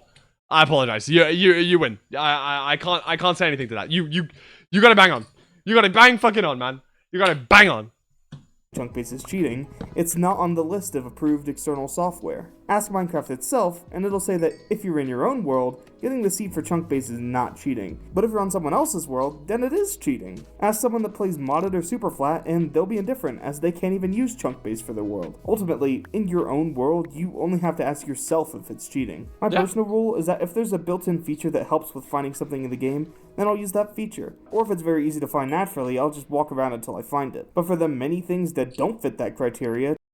That's so interesting. Now, I'm not trying to judge here. I would agree that these things can be difficult to find. But if we're comparing... Oh, fuck. Click the wrong button. Hey, I don't know if you knew... helps with finding something in the game, then I'll use that feature. Or if it's very easy to find... Like, I'm surprised that we're saying that amethyst geodes are easy to find, but then mineshafts are hard to find? Like, mineshafts are probably more common than amethyst geodes. Bastions and fortresses aren't insanely difficult to find. Ancient cities are difficult, but not crazy difficult, because they're expected to be an endgame structure. Villages are easy to find. I don't want to hear that. I think that that's just fabrication. Sure, witch huts rely on a specific biome, and even then don't always spawn. Jungle temples, the same. Desert temples, the same. The trial thing, not trial, the brushed archaeology bitches, they're kind of difficult to find too. Outposts can be difficult. Fortress, bastion, village, I disagree with that they're hard to find. Furthermore, I think saying that this is relatively easy to find is a surprise. I think that this is harder to find than some of the things on the next page. Ancient cities are almost always under big mountains. Yes, they are almost always under big mountains. But under every big mountain, there is almost never an ancient city. 100% of ancient cities are under surface that is like Y150 or above. But under every mountain that's Y150 or above, only like 5% of them have ancient cities. Many of them have deep dark, but very few actually have ancient cities. So it's relatively difficult to find. Trail ruins. Thank you. I called them trial because I was going down trial chamber. I forgot what the name of them the name of them were. Deep ocean amethyst geodes are free. Ah, yes. Okay, that's a good point. Okay, Zan, you're probably right there.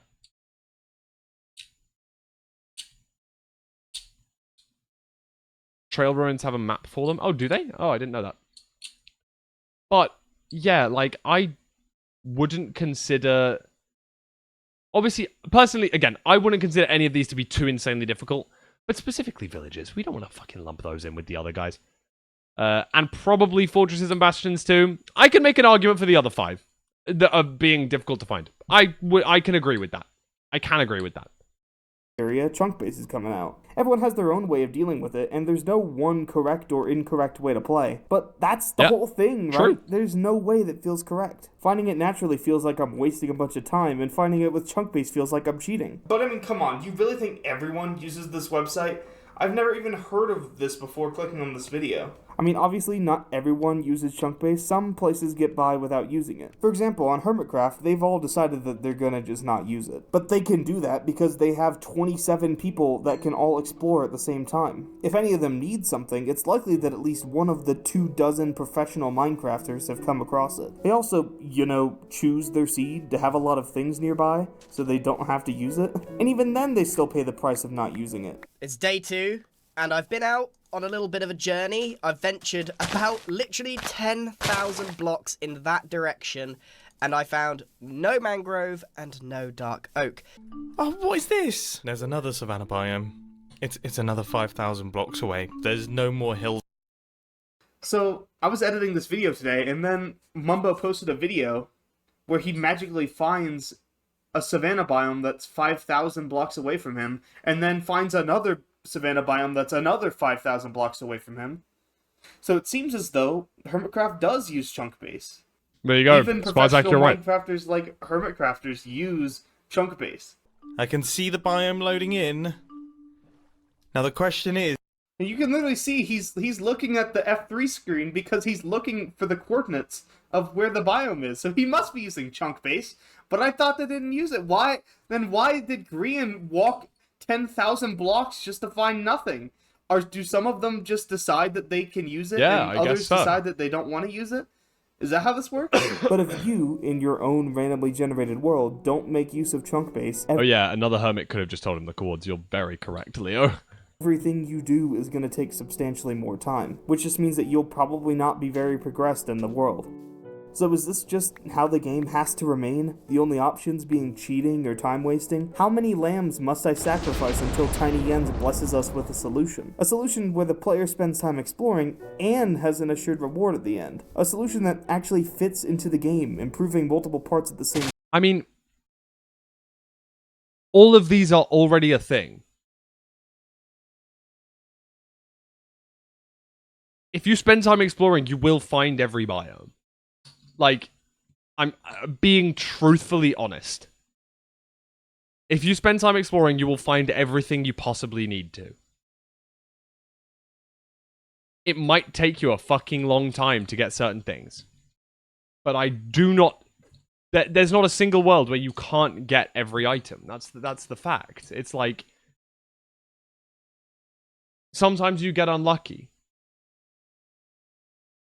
But, hey, each to their own. A solution that actually feels satisfying to complete. Hi, I'm Jens, in need of update. The cartographer in Minecraft has always seemed like a strange case to me. The cartographer unsurprisingly deals in maps and banners, two things that players usually have no problem procuring themselves. However, in the second part of the villager rebalance, 7 new maps were added that lead to 7 different biomes, and the villagers biome now determines which 3 of those maps they'll sell you. So let's say you need slime balls and you're already in a plains biome village. Make a plains cartographer, trade 8 emeralds and a compass for a taiga village map, follow the map, make another cartographer, trade them for a witch hut map, walk over there, and just like that, within 20 minutes, you've found a swamp with nothing that could even debatably be called a cheat. These 5 maps lead to a village in that biome, and the other 2 don't have villages, so their maps lead to the special structures in the respective biome. The maps make this satisfying flowchart for getting from one biome to another, so you can get the all 7 biomes just by having a single cartographer villager. Naturally, I made a spreadsheet of how all the villages connect to each other. Most of the time, you'll only have to go through a single in-between village to get to any other one. Yes, I made a cheesy 3D pie chart graph, yes, it's in the description, and yes, I am a virgin. But anyways, the outcome is guaranteed. So on average, it's faster to find the biome you actually want. Even though you can only track a biome with a village inside, it's still faster than rolling the dice and sacrificing a lamb every time. As a bonus, the map always guides you to the closest village. And a double bonus, the paths are split up into hot areas and cold areas, so each village you go to probably won't be very far from the next. It's very I actually didn't know that they added this. I didn't know that that was in a pre-release. I assume that's not actually in, because that's probably under the experimental villager changes still. But I already knew that I liked the experimental villager changes, so I didn't know that was a thing. But I like it. Yeah, I agree. Sure, that sounds good. That sounds good to me. It's clear that Mojang wants you to explore more, because they've been adding new structures like the Trail Ruins, Ancient City, Gigantic Caves, Bashed Remnants, etc. Exploring the world just to explore kind of feels like I'm not doing anything productive, but with these maps I can be completing I think exploring for the sake of exploring is productive. I think that's kind of the point. But I understand that if you don't feel like that, then the maps should be able to give you a good way of finding that stuff. Task by finding the village and exploring the world at the same time. Prodding the player in the right direction, literally, to find the structures should be the standard. But importantly, I think they need to keep going, because this does not solve the whole problem. There are still a lot of I think it solves really the vast majority of the problem. structures and biomes in this game that heavily incentivize using chunk base to find them. I definitely don't think that they should be using maps every time though, that would get boring very quickly. So here are some ideas that Mojang can use for free. Maybe the player can collect pieces of an ancient compass that point toward a structure. Maybe a plant. I mean, what structures, like, from the things that you showed here, where are the things?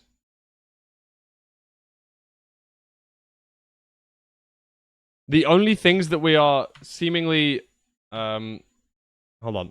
The only things that we're seemingly missing, right? It said there's snowy, there's taiga, there's swamp, there's... So, like, you're missing the 3 cave types? Dripstone, deep dark, glow, like, lush caves. Lush caves have azalea trees on the surface, so you're able to find those pretty easily. Deep dark has... mountains, basically. And dripstone caves are far away from water. They're very continental. I feel like that's like... I feel like that covers all of it. Desert, you said that they found. Jungle... like all of the biomes minus like a couple of the special ones like the mangrove and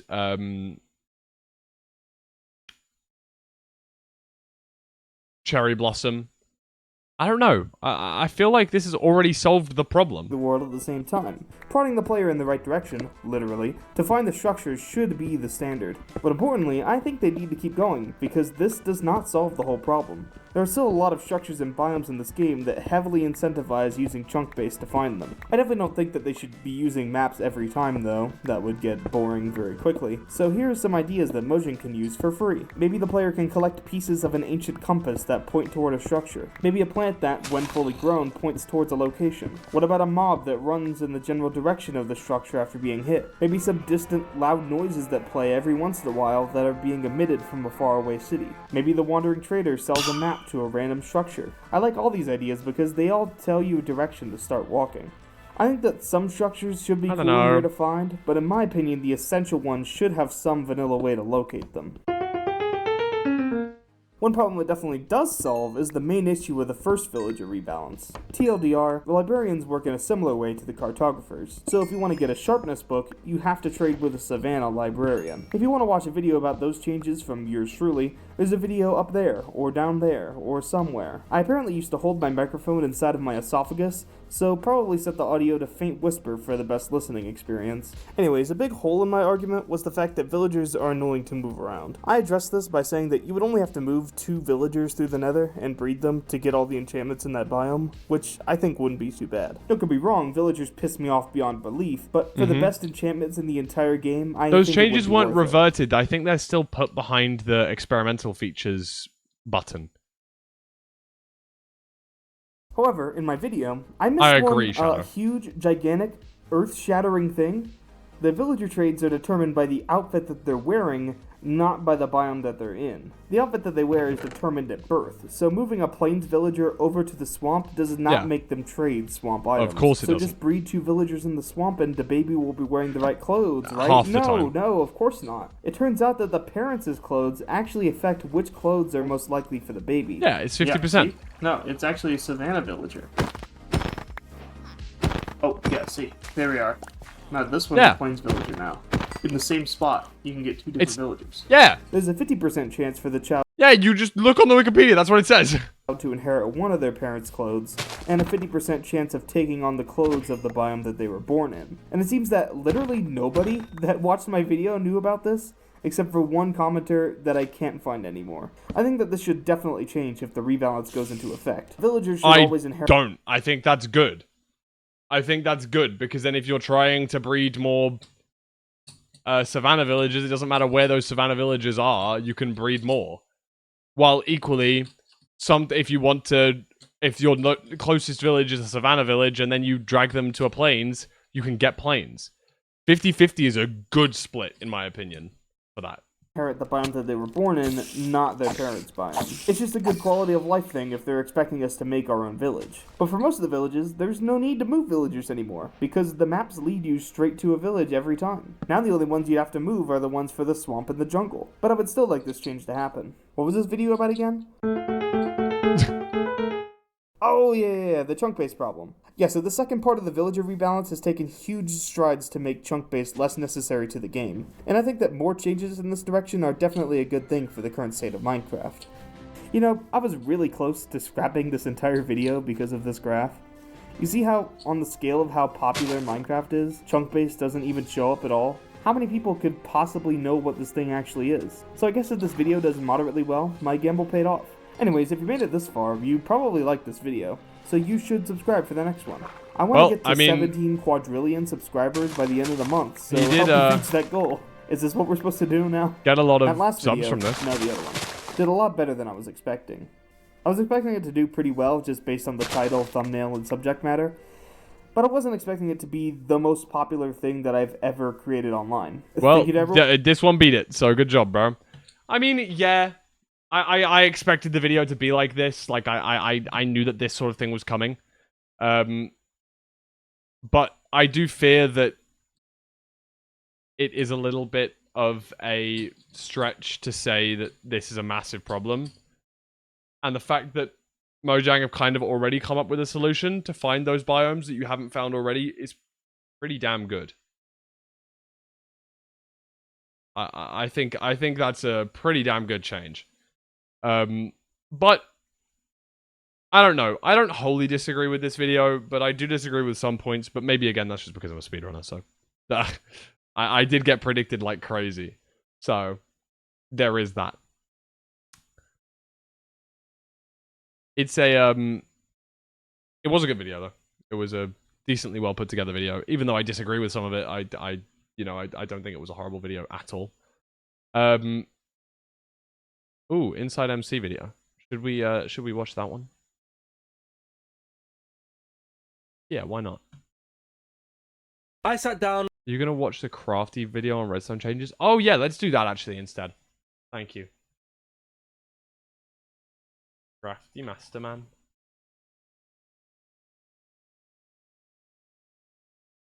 So Mojang really wanted the snapshot to be about the bundle, but it's too bad they pissed off the entire redstone community instead. Lots of things have changed. The changelog is very long, and it covers things like redstone changes. So, I saw this screenshot, and I was like, huh, that seems good. It removes a bit of randomness in the redstone, right? Like, path is longer, so it powers later, or second, or whatever. I kind of failed to realize that that might actually be a big issue, though, for Redstoners. I thought, yeah, that looks logical. But I guess I didn't really think about all of the builds that have already existed. So redstone changes, minecart changes, baby animals, and a lot of stuff. But I only care about the redstone changes and the minecart changes, and I've organized them from least bad to most bad. So let's start with the least bad. Redstone torches got a texture change. I like it. I like it as well. I think it looks kind of cool. Yeah, I'm there for it. It looks very nice. I think this is just way better than the old texture. And yeah, not much else to say. Good job. Good new texture. Very cool. And now we have first big... That's fair. Change, which is Mojang's attempt to kind of get rid of locationality and directionality by adding some randomness. So as you can see, we have two pistons facing towards each other. If I hit the left lever, this left piston will always be the one that fires. If I hit the right lever, the right piston will always fire. If I hit the middle, then it will be random. You see, before this, redstone behaved in two pretty weird and niche ways. It was both directional and locational. So here are kind of two basic examples of it. If I hit this lever over here, as you can see, all the green pistons extend, but all the red pistons kind of get stuck in place. But it is consistent the entire time, despite both of these being activated at the same time. So yeah, this is directionality, which means depending on the direction that the redstone is facing, it will behave in a different way. Locationality is a little... Scared. I don't understand that, but sure, I'm sure that the redstoners understand it, and they're probably annoyed about the fact that that's changed. Bit different and a little bit more complicated. So as you can see, we have a bunch of the same circuit, even facing the same direction, but some of them don't work, like this red one, and some of them do work, like this green one, or this green one, or this broken red one again, and this green one that does work. See, it's kind of like picking between two evils. Your redstone can either be random across space, or it can be random across time. But let's talk about this randomness across time because you can somewhat control it. So here we have another example with two pistons and some honey blocks. If I flick this lever, this piston will be the one that extends, like this. And if I flick this lever, this one will be the one that extends because it's in line with that lever. And if I activate it from the top, then it's random again. But for some reason, if you put the lever here, then only this one activates, which it should be both be random, surely be both, right? It's equidistant from this lever. I don't know. Again, we have another example. We have 4 pistons this time, and then under these blocks we have repeaters pointing into the redstone dust. So, you know, from the repeaters, it kind of makes sense. Depending on what lever you flick, it will be that corresponding piston, even though it's the same piece of redstone being activated. Sure. But if we activate it from the corners again, like this with these levers, then for some reason, these pistons take priority, the ones facing north and south, and not these east and west pistons. I don't know, it's a little bit... Shit, I just spilled my smoothie. Oh, I spilled my smoothie on my fucking mouse mat. Shit.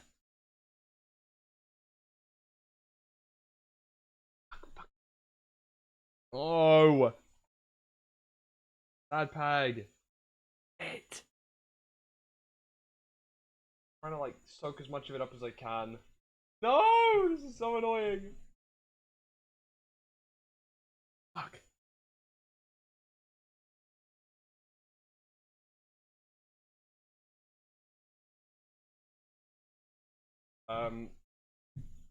There we go. Okay, that's. My mouse might just be a bit sticky now for a little while. Maybe I have to wash it again or something. Ah. Weird, but there is that because the what I was trying to say is that because the levers are facing north south? Is that what like if these were facing east west, would the east and west ones be pushing in? I don't know. A bit weird, but their attempt to fix locationality does fix one of Minecraft's like oldest problems. Before, if you had a line of pistons like this with a line of redstone dust, sometimes when you deactivate it, there'd be like 1 or 2 that would stick out. But now they will all extend and reject very nicely. That sounds good. So what do all these randomness changes really mean? Theoretically, this should only affect builds that were already locational, which in my opinion kind of had bad wiring to begin with if you were locational. But again, it depends. Would you rather have your contraption be random across space or random across time? Let's say you're building a piston door and you build it once in the correct location, let's just say it's locational, but it works 100% of the time.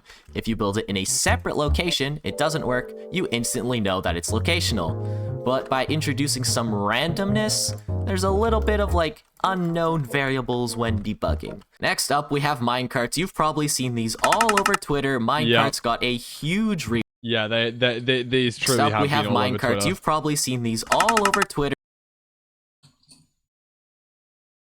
54k, 137k. Is that variables when debugging? Next up, we have minecarts. You've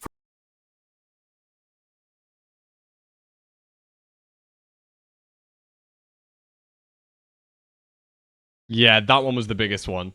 225k. This was the llama one, and it goes "Bleh," as it falls into the distance. all over Twitter, minecarts got a huge rework. I mean, look at this. They arch, they fly, look at that. And there's It is also really a cool, game I rule, think. which is minecart max speed. By default, it is set to 8 blocks a second, and the maximum is 1,000 blocks a second. I have it set to 1,000 because it's way more fun that way.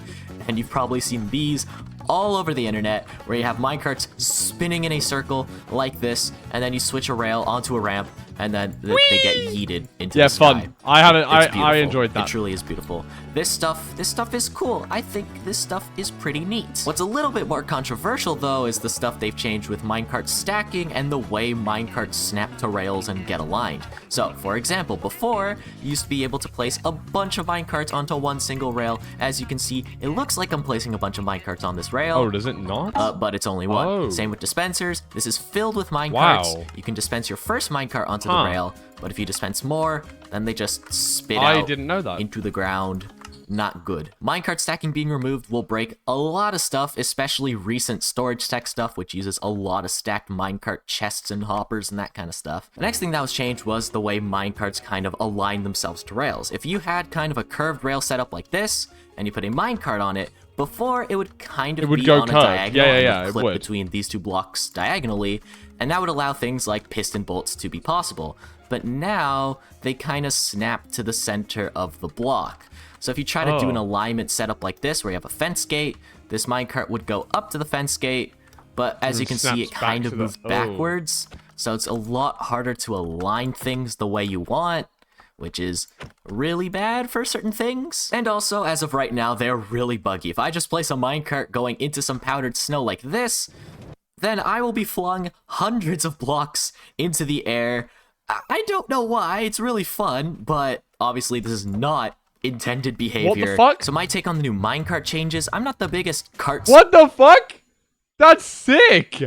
I mean, obviously unintended, but that's hella cool. Stone kind of guy, but I know someone who is, Inspector Talon. He also made a video covering all the cart changes way more in depth, and also covered the good things, the bad things, and just has way more suggestions for improvements. So I highly suggest you check out that video. But yeah, it's just a completely new system that needs a little bit of tweaks, and it might be good, it might not. And now we've come to the last thing, the red thing, the thing that all the Redstoners are pissed off about. You would think it would be the random dust, you know, dust being random instead of locational, but this is probably the worst thing in the snapshot. And to really understand why this is such a detrimental change, we kind of need to go over how QC works. So QC is a property that applies to pistons, sticky pistons, droppers, and dispensers, where if you power them diagonally or one block above like this, and then you give them a block update, they will power. And then if you unpower it like this, and then give it a block update, it will depower. Cool. Now, the biggest reason why QC is super useful is not because it detects block updates, but because it lets you power components from places that you otherwise shouldn't, which makes Redstone a lot more flexible. For example, this repeater is QCing this piston, but also giving it an update. Same with this comparator, same with this torch, and same with these observers. Sure, so it's able to power it, but because also the thing is changing, it's updating the block, which is making it work. Okay.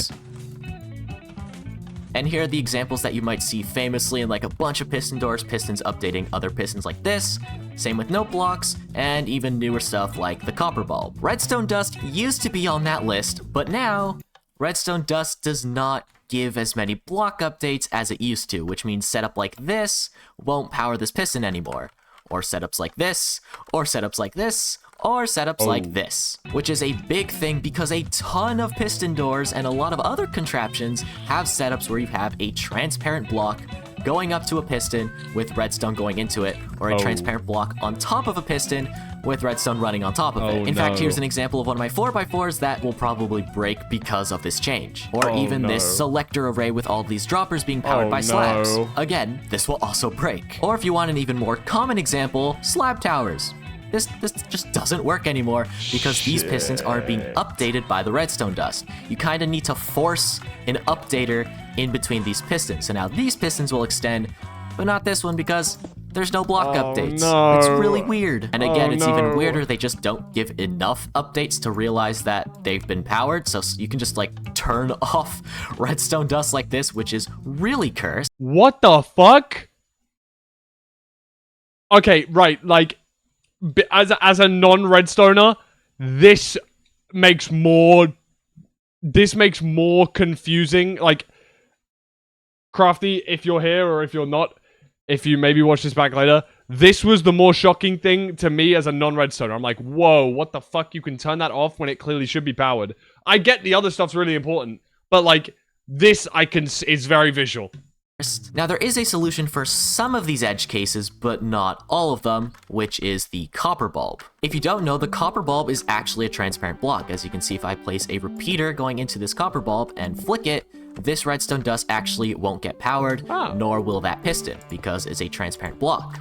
But you saw that this little middle bit turns red. That actually gives a block update. So that means it's a transparent updater, which you could use to replace things like basic slab towers like this.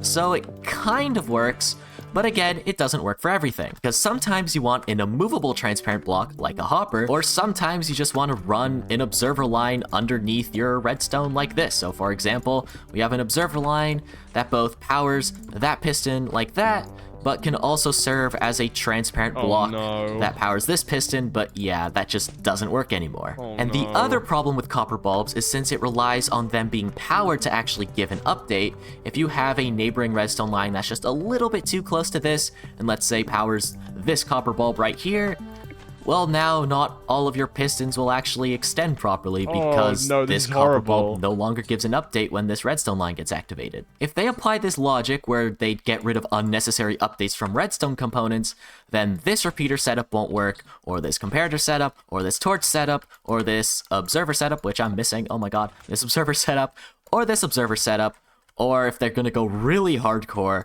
they might get rid of these. Honestly, I don't think these three they'll get rid of. These are probably very safe. But this could get patched, and this is a massive problem if it does, because so many redstone contraptions have setups like this that power components. See, the thing you need to know about QC is that getting rid of QC outright is not really the only way you can get rid of QC. If you get rid of all the redstone components giving block updates, that essentially gets rid of QC, because that is the part that gets used the most. Now, this is Editor Crafty Masterman kind of interjecting. I'm not saying Mojang will do this anytime soon, or at all. I'm just saying that if they try to follow the same logic as redstone dust to all the other components, then that will be very bad. So what has the response from Mojang and the rest of the Minecraft community been? Well, it's kind of been one of three things, or maybe they just say all three of these things.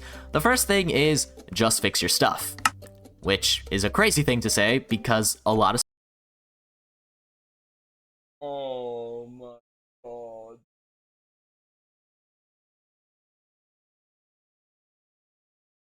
that is fucking crazy. That is actually fucking crazy to say.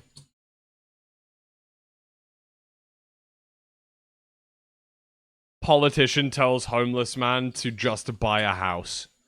Like, that is a fucking wild comment to leave on someone's video. Stuff just isn't possible anymore, especially with this last dust change. This last dust change, I need to reiterate, is way more of a problem than all of these other things combined. But just telling a redstoner to fix your stuff is kind of being ignorant at the larger problem at hand. Yeah. The second response I've seen is, but it makes redstone easier, more people will do it now. Which is said by every casual every single time Mojang makes an update to redstone. If you guys remember the skulk sensor, a lot of people also said that now, oh my god, this makes wireless redstone so easy. This is gonna bring so many new redstoners to redstone. Yeah, it in fact did not bring bring so many new Redstoners to Redstone? The thing that brings new Redstoners to Redstone is content creators. There's literal proof of that. If you've seen MacBatWing's Logical Redstone series, just because he made that and taught people Redstone, a lot of people that otherwise would have never done Redstone have done Redstone, like RecRap or Breadsy. It's creators, it's Redstoners that teach other Redstoners that bring new Redstoners into Redstone, not random component changes from Mojang. And the last response that I've seen floating around Twitter and Reddit and Discords and everything is Mojang knows better. I'm gonna keep this pretty short and blunt.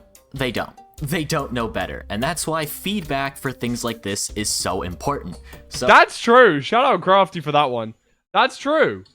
People in Mojang aren't fucking Redstone geniuses or whatever, I don't think. They might have one or two.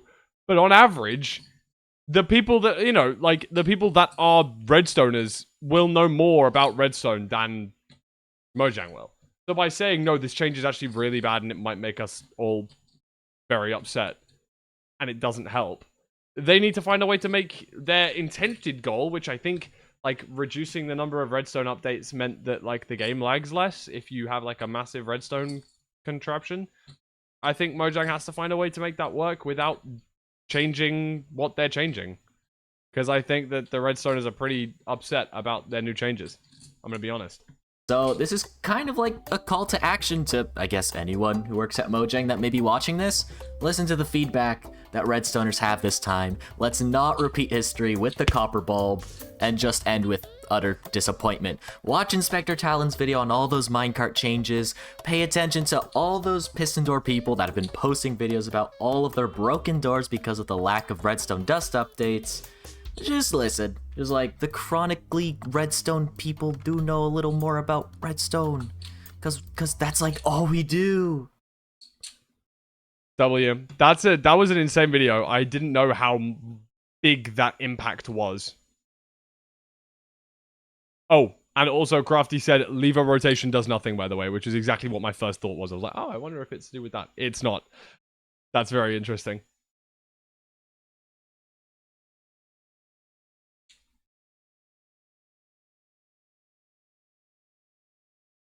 Wow.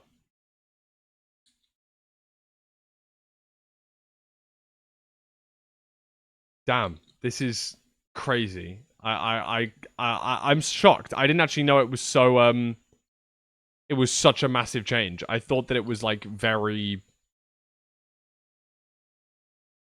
like minimal. Fulham, thoughts on parkour. Arrgh! I hate parkour. Parkour too hard.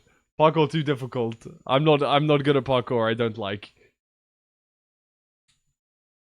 With 30 Minecraft creators to ask them all for one unique piece of advice regarding content creation. And that was all. No specification. Oh, shit. Did Orbits DM me about this? I just didn't reply.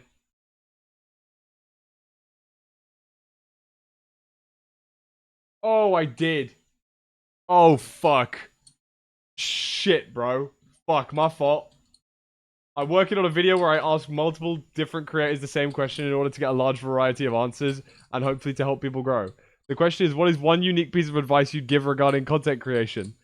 And then a week later, bro said, following up on this, I was like, oh, thanks for bumping it. I'm really unsure how to answer the question, though. Like, to be fair, I still don't really have an answer, so I think that it's good that I didn't, like, randomly make something up just for the video, so...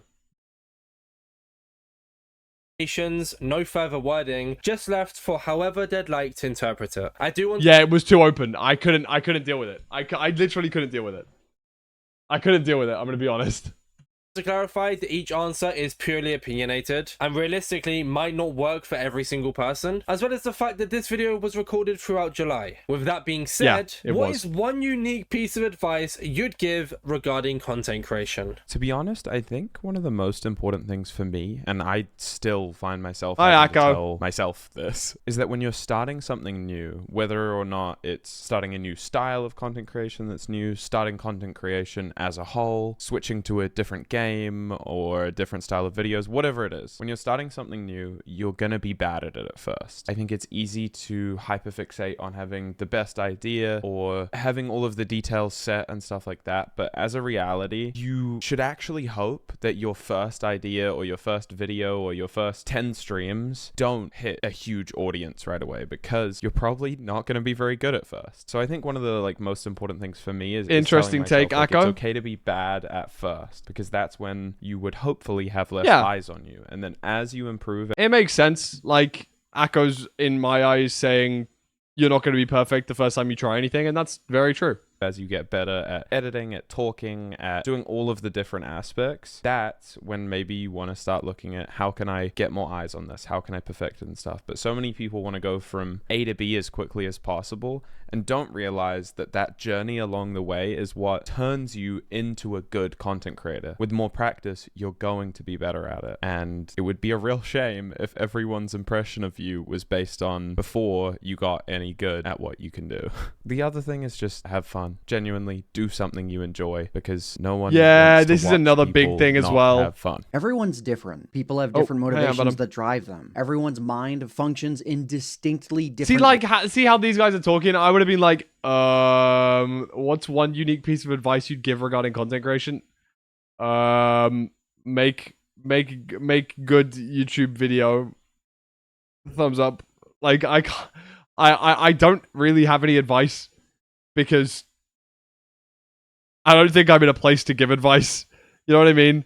I don't think I'm like the best content creator to be able to be giving others advice. Being honest. So one bit of advice might be easy for one person to implement, and for others, practically impossible. Assuming that you enjoy the process of making content, my advice is be ready for the burnout, because it will happen. If you're just getting into content creation, learn more than just the process of making the content that you want to make. Be ready for when your path in life deviates from content creation. Are you ready to be a video editor for the rest of your life? Figure out what aspects of content creation you enjoy the most and apply yourself to learning as much as possible about it. Do you enjoy the marketing aspect more than others? Then educate yourself on broader marketing strategy so that you can apply that knowledge outside of just being the content creator, should that day ever come. Are you interested in the filming aspect of things? Maybe educate yourself on what it takes to be a cinematographer. Whatever it is, evolve your style. Become an expert. Do you think Venom's reading off a script here? I feel like he might be. I feel like he might be at this point. Yo, I'm Feinberg. Oh, wait. I just started content creation last year around the time was... Fuck. Expert. Expand your knowledge. Be willing to try new things. And always be willing to reflect and evolve your craft. But most importantly, enjoy what you do. If you ever stop enjoying it, I hope you have the strength to forge a new path, because being stuck is torture. The way you carry yourself means a lot in the long run. I'm not saying you should fake your personality or you should be all prim and proper if you're not, but I think the way you interact with people and the way you respect other people's time means a lot. For example, like if you get invited to a project and the people who invite you are like really expecting you to be active to something, then you should try your best to be active, because you have a reputation to uphold. Is this shade? Is this drama at Apokuna? Is this drama? Is this implying something? Question mark? Pause, man.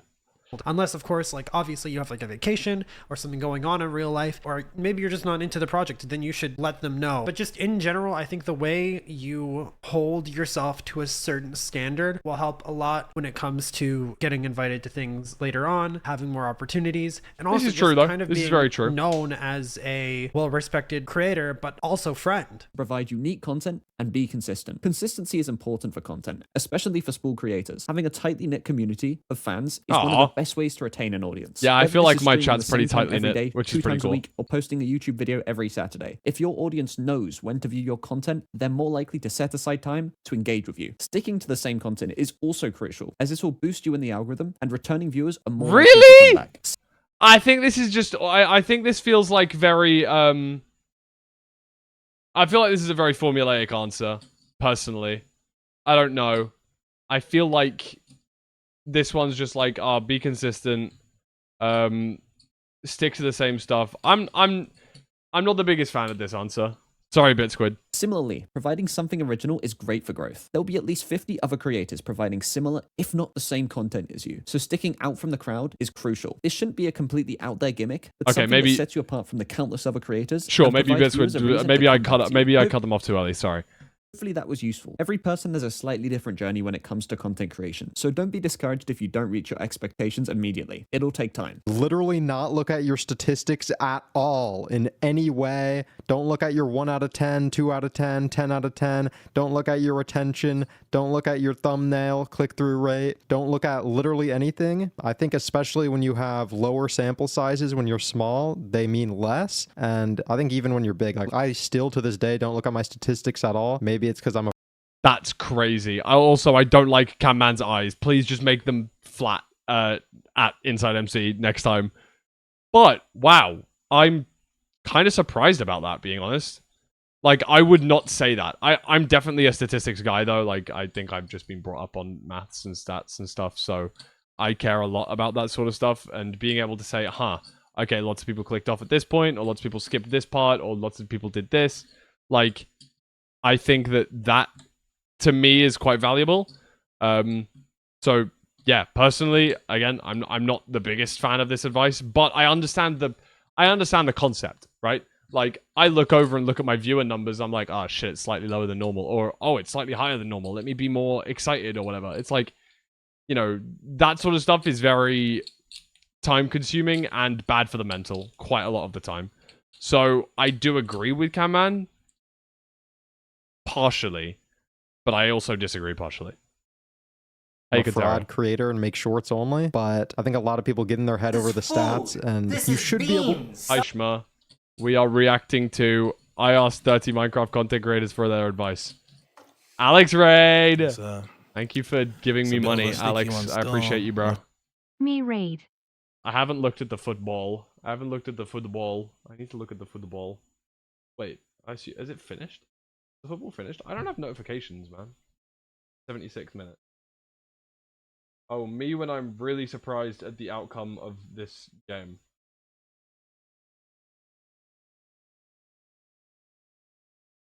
Fuck, maybe I should have started Doug. God damn it. W Alex Raid, thank you. Able to know if a video is good or not without looking at the stats. Like, before you upload a video, you should know if it's good or not, and even if it does bad, it can still be a good video. So that's my piece of advice. Do not look at statistics, especially when you're really small, because you're just going to get in your head and you can learn way more by just trying to make good videos. Not everything about content creation is going to go perfectly always, and I don't just mean like your video might not get as many views, but there will be times where no matter how passionate you are, it's going to have... Hi Curryway. Hi Curryway. Hi Curryway. Hi Curryway. Who cheered? Me. Yay! Has its ups and downs like anything else in life. There will be times where it feels really good. There will be times where you feel a little bit burnout, and that's just all natural. And it took me a really long time to realize that, and that's okay. It's just important to keep that in mind, be fully aware of it, recognize what you're able to do, what you're not able to do, and really, really prioritize whatever is important to you about it. And for me personally, that's making sure that I'm creating content that I not only enjoy now, but can look back on in 10, 20 years and really remember the good times that I had doing it. So I hope that's a little bit more unique of an answer, and best of luck in any step you take in content creation. Quality over quantity, 100%. Because say if you're posting once a week or you're on a consistent stream schedule, like 3-4 days a week, you're probably going to get to a point where you're just doing it to do it. You're going to lose the fun in that. You're going to get bored. You're going to run out of ideas. And so I do agree in this, but a lot of the time you kind of need both. Like, quantity, in my opinion, I feel like you can have quality streams, and however, without quantity, without an actual quantity of those, I feel like you'll struggle.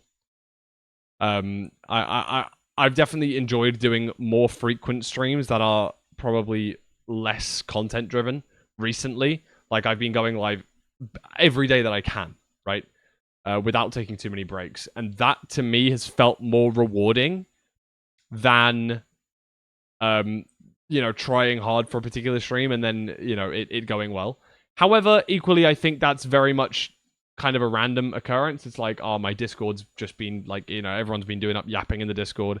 Everyone has been,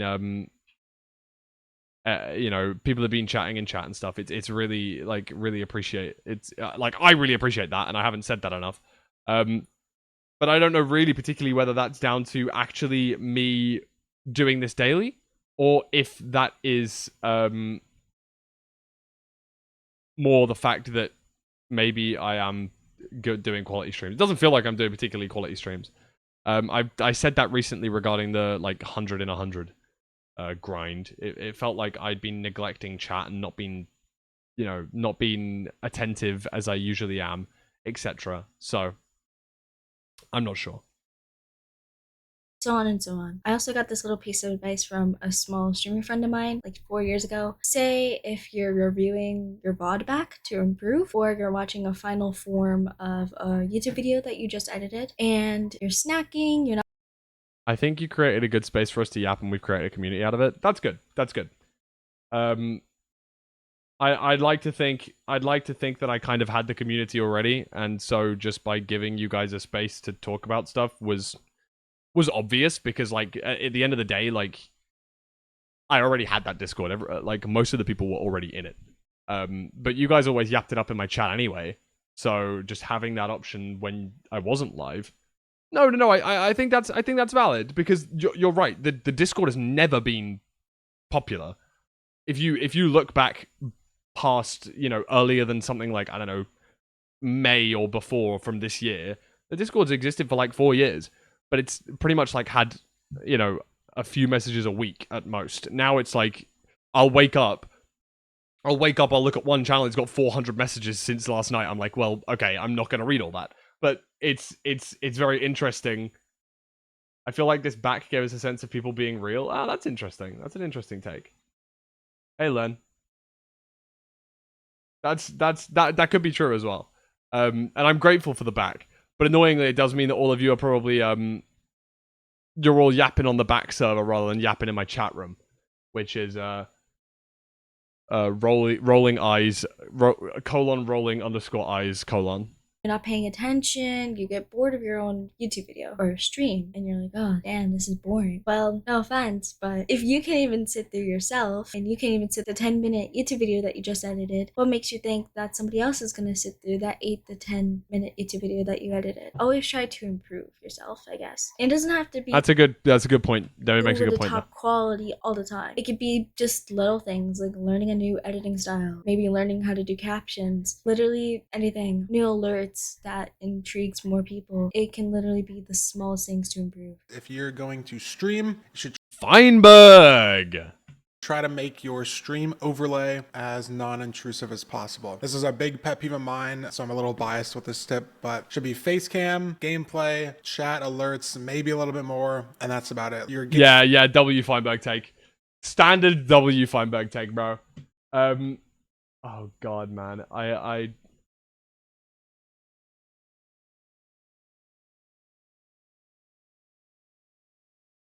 God, I want this to not show up on the mainstream for a second.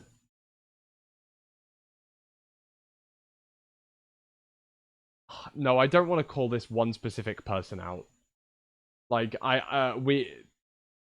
Feinberg sent a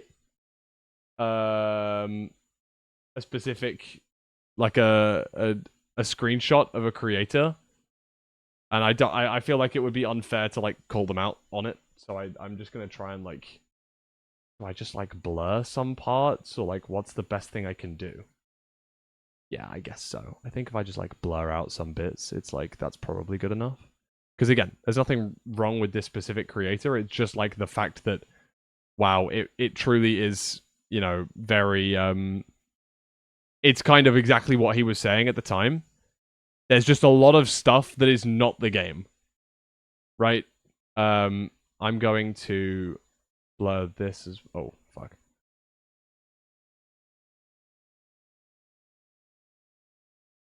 They'd still know it was them. I feel bad. So, effectively... Right, okay, what I'm going to do is I'm going to just copy the gameplay. And then I'm going to delete everything else and just paste in the game.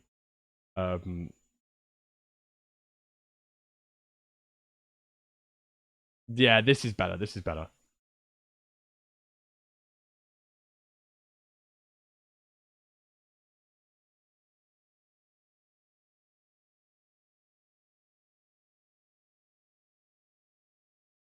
And then I'm also just gonna like blur out anything that like might be remotely something that you might be able to notice someone like about. Wait, hold on. Let me just make a new layer.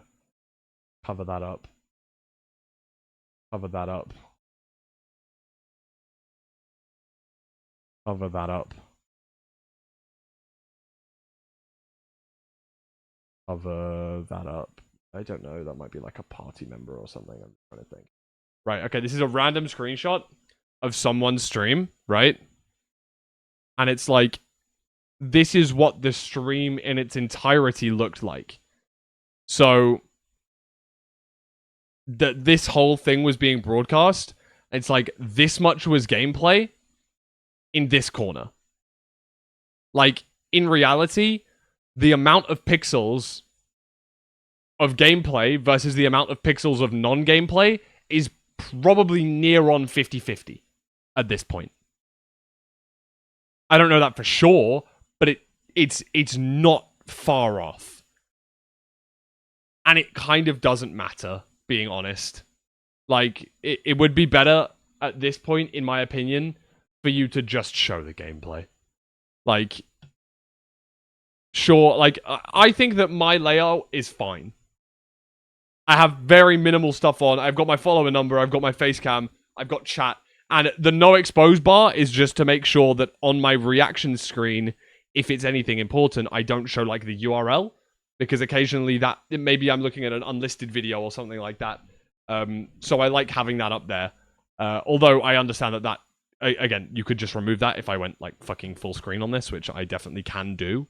It's just that I'm lazy occasionally. Gameplay should basically be 100% of the screen. Shouldn't be anything else around. People are coming to watch you and to watch the game, and so you should give them all of that. It's very, very hard to make an overlay work that isn't game being the full size, or you don't even really need a webcam border or anything like that. Just make it look clean, give the people what they want. Fully agree with The Finder. biggest cheat code I can give is literally just to work for other content creators. Because not only are you learning from an expert, but you're also getting money. You're getting paid to do it. And if you're really a YouTube tryhard and you're like obsessed with the algorithm, right? You're gonna end up meeting other people who are also just as obsessed with it as you are. And other than that, the only other thing I can say is that when something isn't working, you gotta be willing to change, especially like in the modern YouTube landscape. And don't get me wrong, Andronicus moment is crazy, Ruth. I mean, you're not wrong. You just didn't have to say it.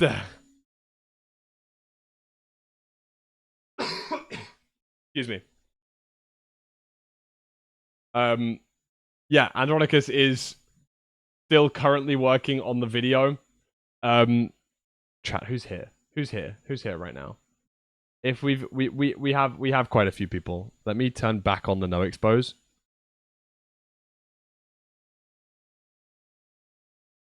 Slipover will make Minecraft great again by removing all color palettes. Only grey. We can only have grey and maybe wood.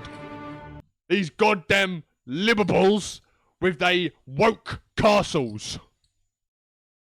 Chat, I wanted. Okay, right. That's all you guys are getting as a preview. That is all you guys are getting as a preview. But let's just say there's more of where that came from. When does this release? I'm hyped. Hopefully today. Hopefully today. Not sure though. Not 100% sure. Not give up making YouTube content or Twitch or whatever you do if you're absolutely sure this is what you want to do. But why isn't it spelt if not Fulham? giving up means that you're making exactly the same mistake. It's nothing to do with being full or ham. It is a place and a football team in London. Exclamation mark name if you want to find out more information. Peepo happy. Mistakes and not is for you do. If you're absolutely wrong, you gotta be willing to change, especially like in the modern YouTube landscape. And don't get me wrong, you should not give up making YouTube content or Twitch or whatever you do if you're absolutely sure this is what you want to do. But my only warning is, if not giving up means that you're making exactly the same mistakes and not really improving in anything and just hoping one day YouTube picks it up, you're fighting a losing battle in my opinion. I'm gonna give you an example from my channel, okay? I used to make high pixel Skywars videos, and I also used to make those beating Minecraft with restriction challenge videos. And I kind of did it for a while and it was all right, but the reality is those videos just were not appealing to the audience. So naturally, if something isn't working, I changed up my strategy and started doing 100 days content. I guess what I'm trying to say throughout all of this is you need to be able to pivot when something isn't working. And if you haven't found something that works yet, no sweat, just keep experimenting. Don't be afraid. I think the number one thing that holds people back is fear of not being successful or fear of... Also, W. Hannah, by the way, fucking signed a Chipotle deal recently. I saw that on the timeline. Fucking crazy. Let's go. Hannah XX Rose X Chipotle. Yeah, big W. Big W. Of your video not doing well, but everybody has these failures before they have their success. Not everybody just posts one video and it blows up. You have to keep trying, keep putting in effort. So I would say don't be afraid to go live for the first time. Don't be afraid to post your first video. This is all because true. Every single time you can improve on one piece of content or one little thing in your video. And over time, they'll get better and better and better. So my piece of advice is don't be afraid to start. This one's specifically for YouTube, but I, copy Ollie other Heike, niches. hate Don't like me. just completely still videos, but the 100-day Minecraft challenges, they exist in Stardew Valley, they exist in The Sims. Have a look at other niches that you're interested in, but isn't your kind of content, and see how you can form that to be your own. This motherfucker's stealing the whole ass thing that Max said off of his private Twitter, bro. This guy's yoinked it word for word, bar for bar. That's crazy. No, this is very true. I completely agree. Like, yeah.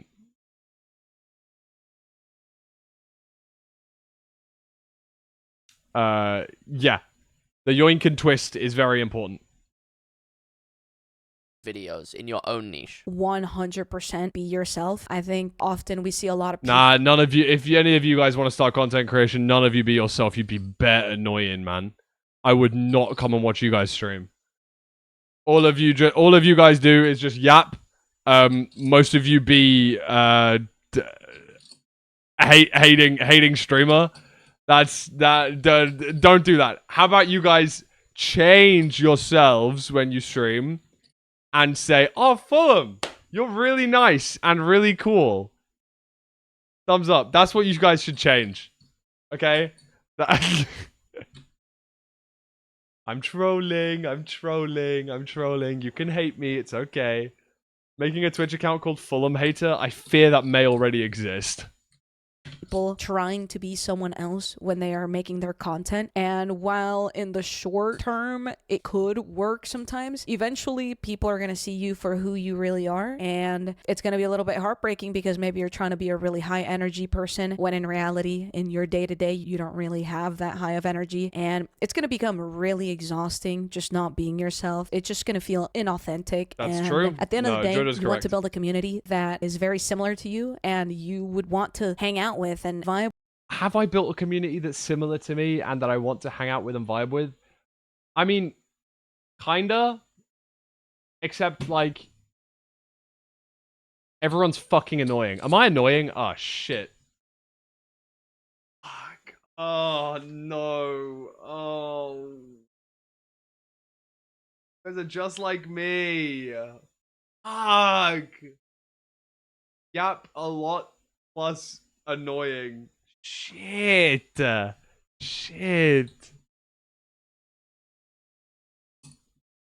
I had no idea. What the hell? With as often as you can, and obviously everyone needs their own space at times, but being able to just completely be yourself, and you don't have to give all your details and tell everyone everything about you, but just no needing to fake anything, I think is 100% the best way to grow, and not just grow but also maintain your audience, because ultimately if people start learning things about you, they're not gonna like you anymore. They're gonna think that you lied and that Yo, chat, what if I said, right, What if I said I wasn't British this whole time?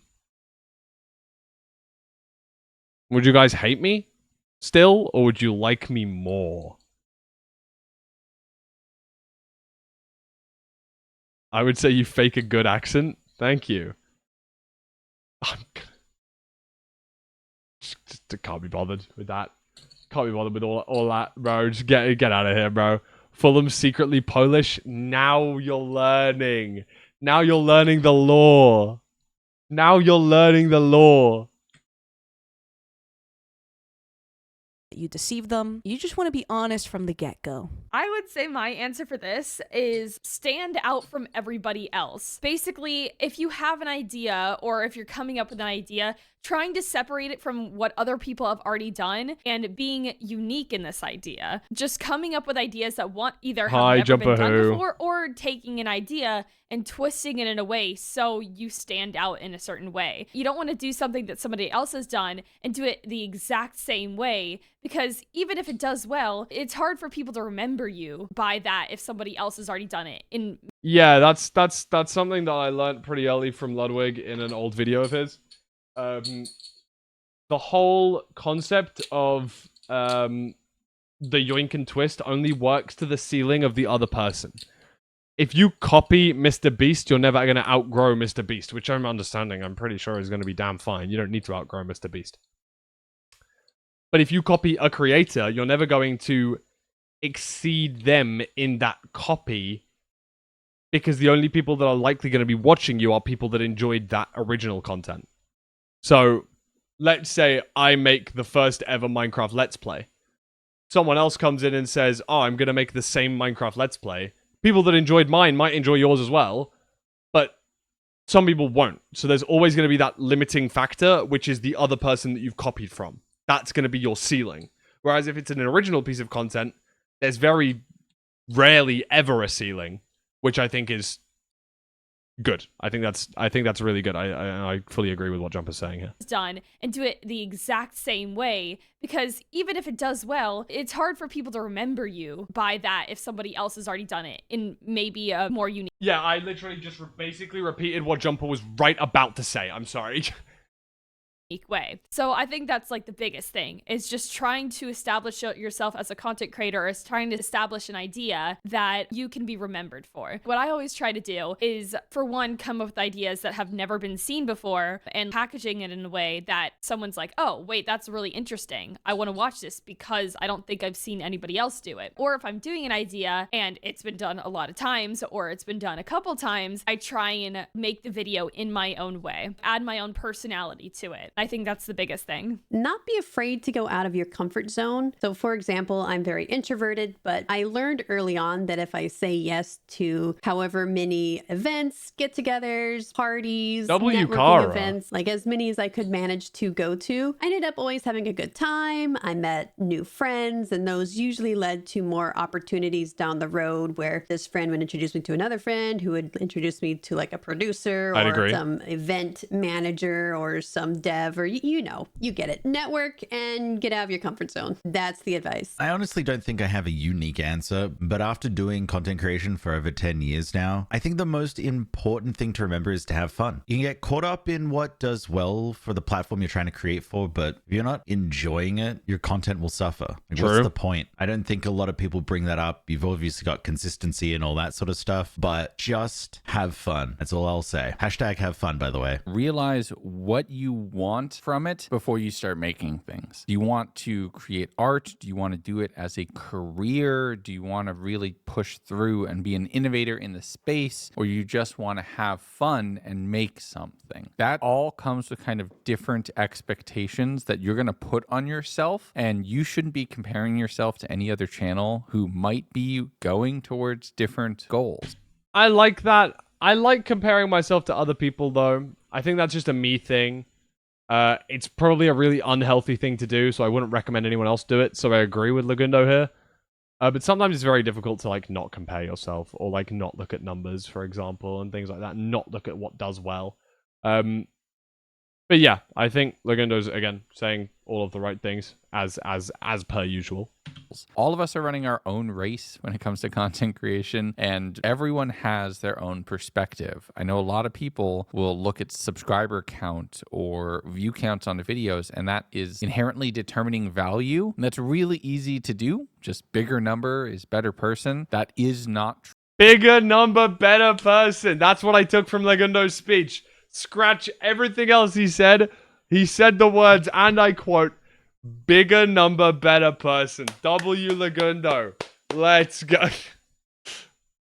True. And I've seen people make really amazing things, and it has nothing to do with their subscriber count. I've seen people who with a ton of subscribers who I personally am like, I don't get how this worked. Just understand that you're running your own race. You are the only one who sets your goals, and keep your goals on things that you can control, whether that's making the best video that you can, telling a really good story, aiming for just one comment, just making one person feel something important. Don't care about your subscriber count. Yeah. That is a vanity metric at best. You can just focus on how many people are enjoying your stuff, how many people are watching, how many people are engaged and care. And understand that even if that's only a handful of people, you have really made something that is important to somebody else and that is worth continuing to do. My piece of advice, Agreed. especially if you are starting streams and you're finding that you're not getting viewers to Hi, Maddie.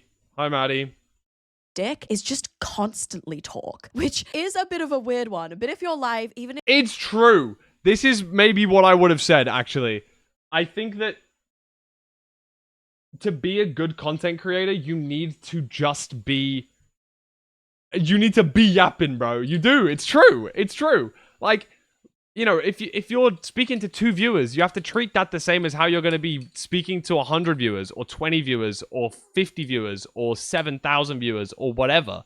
It's like, constantly, you need to be saying something that's going to keep someone else entertained. And I don't think I do that very well at all. And recently, how many fucking L's does Maddie's name have? We're trolling. We're adding extra L's to Maddie's name for no reason. Right? Am I crazy?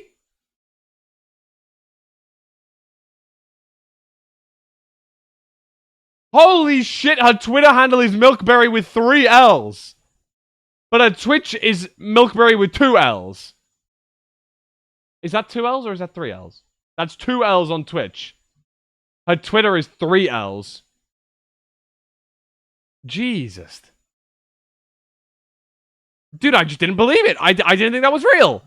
I did not think that was real. I'm sorry. My fault, man.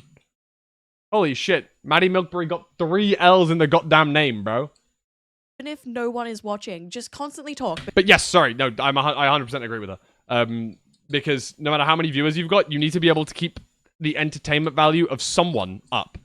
And so I don't really, like, when I think about it, like, kind of deep, the fact that people are here and there are people in my chat with like 100 stream streak or a 50 stream streak or a 10 stream streak, the fact that you found me entertaining enough to come back 9 times in a row, 10 times in a row, fucking 4 times in a row, 2 times in a row, the fact that like me yapping or me gameplaying has given you entertainment value to be able to come back, that's a big thing.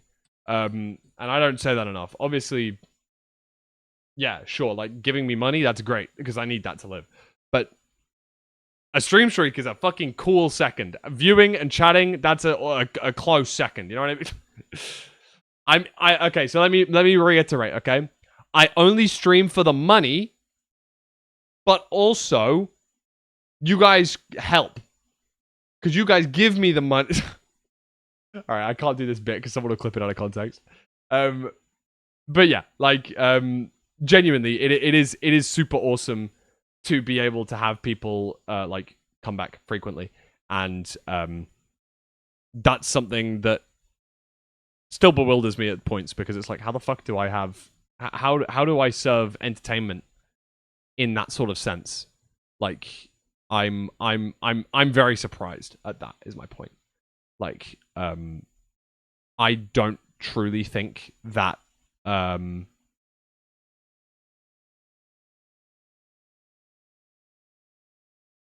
don't think of myself as being like massively entertaining, but the fact that others do is obviously a very big compliment, so I appreciate you all for that. But yeah, getting back to the point that Maddie said, it is 100% about just yapping it up as much as you can, because by filling the dead space, you will learn how to talk much better as well. It's definitely something that I think that I've grown at, grown into, just public speaking in general and being able to talk more. I think that I'm better at interviewing. I think I'm better at talking. I think I'm better at listening. I think I'm better at all of that sort of stuff ever since starting content creation. And it's something you've got to do. So 100% Maddie Milkberry W. Because on the off chance that someone does click on, the way you're going to captivate them is by having something interesting to say. I mean, imagine you go to click on like a smaller stream to see what's up and it's just a gameplay screen with complete silence. I really recommend just yapping to yourself as much as possible. It doesn't even need to be something relevant to the This is another thing. I'm an only child, so I think that I talk to myself a lot, even when there's no cameras on, nothing. Like, I'm sitting here, I'm editing, or I'm coding or something. I've been doing a lot of... I've been coding up some stuff recently. And I'm just always talking to myself, man. I think that's an only child thing, or like a very predominantly only child thing. The fact that very frequently I didn't have anyone else to talk to. Lol, I'm a loner.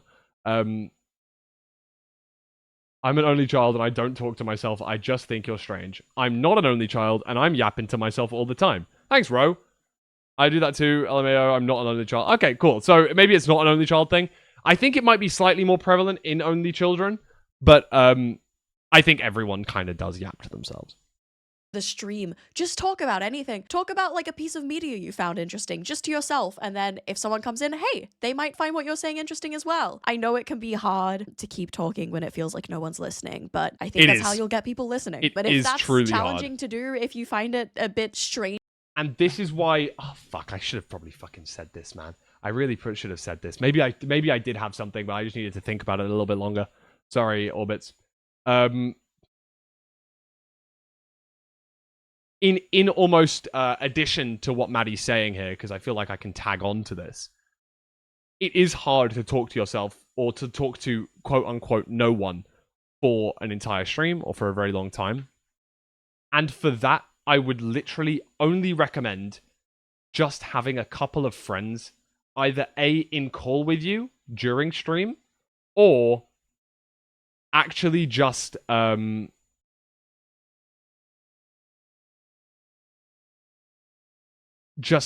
honestly like having a couple of friends that would hop into chat with you. And I think that if anyone in my community was to start streaming or was to, stream for a little bit, and I mean like in the community, not just anyone like random, but like one of my chatters, fucking, I don't know, Evu decides, yeah, I'm gonna start streaming tomorrow. Does some streams. If Evu was to then put its link in the like self promo channel of my Discord, I feel like my chatters would go, "Oh shit, it's Evu's live. Let's go over and like say hi." They'd say hi, and they might have a chat, and they might just yap away for a bit. But even if you didn't have this community, the likelihood is you've got some friends, and that's how I started my content creation career. It was like I was in call with like 4 people, and we'd be playing Minecraft, and then it's like, all right, I'm gonna go stream. And then those 4 people that I was in call with would just come chat to me the same way that we would have done in call, except they're talking in my chat, right? Like, very frequently, after streams and stuff, I'll hop into a call with my friends Matt, Peter, Kai, and usually I'll play some poker, or I'll do some maybe some editing work, or some recording, or something. And we'll just chat for a while, we'll just talk. But I think one of the big things is if you can move that call into your chat room while you're starting to grow, because it allows you to talk to someone and they're talking back, which is something that 100% boosts you from like if you can get from that 0 to like 3 viewer hurdle, or just like a couple of chatters hurdle, that's like the biggest step in my opinion. Hey Flo, hope you're doing good. So yeah, I think that if you often call with a couple of friends, like you've got a VC that you might chat in every so often, like you've got, I don't know, 3 friends, 4 friends, or a group of mates that you might talk to quite frequently, it's like, if you were to ever start streaming, those are the people you need to ask and go, yo, do you want to come move the chat into my stream chat for a minute? I'm gonna go live. And basically they can all be in call still, and they can just type kind of what it is they're saying, and you're responding in your own version of the voice call. It's good. It worked for me. I don't know if it's gonna work for everyone else, but that's my recommendation. Anyway, hey Flo, I hope you're good, man. My aura is unmatched. I fucking know, Goat. Don't you worry about that. You should just keep talking to yourself when you're live. Practice when you're offline. Just walk around your room looking slightly insane. Flo, was it you and Chief? Or am I thinking of someone else? Was it you and Chief? Or was that, like, Shatter and Chief or something? You, Chief, Derpy Jubby. Yeah, I did watch that. I think I watched it offline, though. I don't think I actually watched it on stream. Did I? I might have watched it on stream. I honestly can't remember. It was good. It was good. And the fact that I remembered your team, that's already a good start, man. Like, you guys did the, you did, like, the adventure map sort of thing. I'm so nervous, man. Do we have any idea as to when that's coming out? Like, do you know? Do you know when the results might be happening? I guess you gotta kind of know soon, right? When is Rising? September the...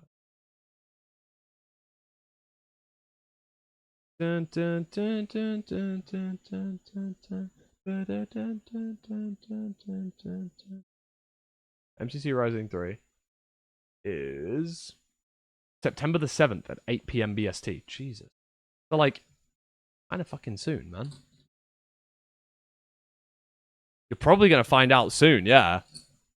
Like, when do teams normally come out? Like, 2 weeks before? I think it's like 2 weeks before, so that would be kind of next week. Like, the next, I don't know, 3, 4, 5 days. Ooh, shit, boy. Ooh, shit, boy. What happened for MCC Rising 2? When did the teams get announced?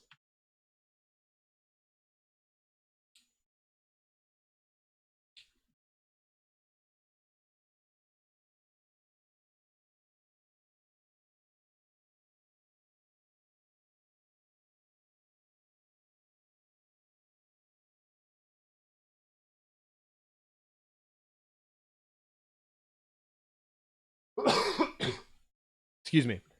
Here we go. Hello, everybody. Welcome. Wolfie Extras did it. There we go. On August 17th, 2023. And it was August 26th that it was. So it was 9 days before the event. Oh, so it may be a week and a bit yet. It may be a week and a half. Yeah, Flo, if you get in, I think you're getting, like, top 3 individual, probably. Talking to yourself. That's all I got. I really hope this helps. You should never give up if this is truly what you want to do. It took... Never back down, never what? That's crazy. Let's go. W Misty. We love Misty Cat.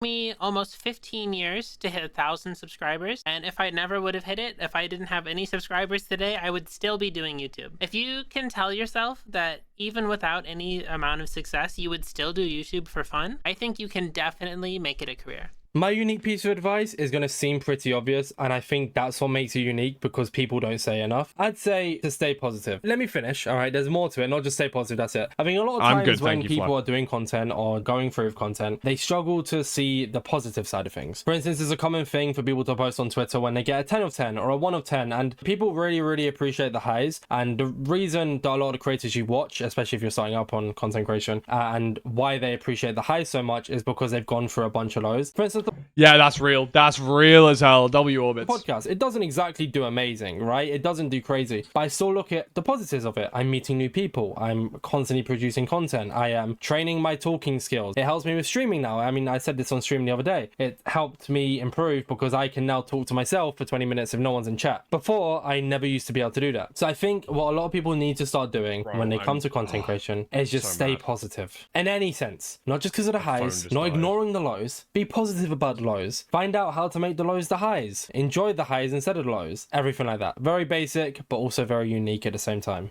I have discovered this not too long ago, but it really is to just upload. Hi, Pangy. I DM'd Pangy the other day. Bro's fucking locked in, man. How's he uploading once a week? Staying positive is tough. This shit sucks. Yeah, that's real as hell. That is real as hell, Alex. Pangy is uploading weekly on YouTube. How the fuck is bro doing that? That's unreal. Like, you just don't do that. That's crazy. How do you come up with ideas once a week? Look at this guy. Look at this guy. Look at this guy. Look at this guy. Oh shit, I'm not subscribed on my Lewis Fulham account. Let's just click that. There we go. Look, man. Oh, hell nah, bruh. Look at... Wait. These are the same fucking... These are the same shirt. But bro just changed the hue on the shirt. Look at the crease here and look at the crease here. It's the same image. He just changed the color of the shirt. Photoshopped the shirt color. Wow, bro. That's fucking wild. My goat. But yeah, look, he's literally like done one a week for the last like 6, like, you know, it took him he didn't upload for a while. And then last 5 weeks he's banging them out. My goat. That's my goat right there. W Pangy. Pangy has exactly one photo of himself and he mid-laugh. That's it. Yeah. He streams like a lot as well. Like, I don't understand how he's doing it. So I messaged him and I was like, how has it been? How the fuck are you doing this? Have you hired an editor or something? Or have you just been grinding it the fuck out? And he said, it's been going pretty well. It's also really stressful. 3 of the 4 videos a month are edited by me. What the fuck? Like, what the fuck, man? How? And then once a month he has one big recording session with multiple POVs and he gets an editor in for that one. I need to get his grind set. Like, I've been grinding a lot to get all those videos LMFAO, but it's been pretty fun. I was going to say the grind must be crazy. Yeah, it definitely is, but I honestly would say it's harder to get the actual recordings done than the editing is. Insane. To be fair, you can get a 20-minute video done in like 4 or 5 hours. You are smoking crack. You are on... You are doing lines. That is unreal. No, that's not true. A 20-minute video for me, well, it's like an hour a minute of editing, roughly, for me. I would say. Like, for scripting, recording, editing, cropping out bullshit, sound design, any visual effects, any, like, text or captions or keyframing or additional shit. Like, the longest video that I've edited was the Fundy video, right? Or was it the Warden video? Oh, technically the Warden video... No, sorry, the Melon video was longer. But I think the Fundy video was my best edited video. The annoying difficulty. Fundy... Right, like, how long do you think this first, like, 3 seconds took? Fundy's new mod, where every single thing... Right, entirely moving background, slightly starting to blur in the XY direction. Sorry, in the X direction, not the Y direction. 3 zooms into my face. Captions on top of that. as well as sound design, is as frustrating as possible. Yeah, and that's 6 seconds. It's a 10-minute long video. Like, this took me so long to edit. Can I open a chest? No. Like, sure, this bit isn't too difficult. No. But bear in mind, I don't know if you were here during this point in my time, because this was October, and my follower number was, like, 5,000 less than it says now, or 4,000 less than it says now, which is really cool. Thank you, guys. I appreciate you all for clicking the follow button. If you haven't, why don't you click the follow button? That would make me very happy, because number goes up above my head, and bigger number, better person. But if you weren't here for this section of my life, I was doing runs every day for a month. The sheer number of runs that I have of this, the amount of raw recording I have to go through, we came all the way back, and then... I crashed! I fucking killed the dragon and it crashed! World's least climactic ending ever! Let's go! 6 hours, 49 minutes?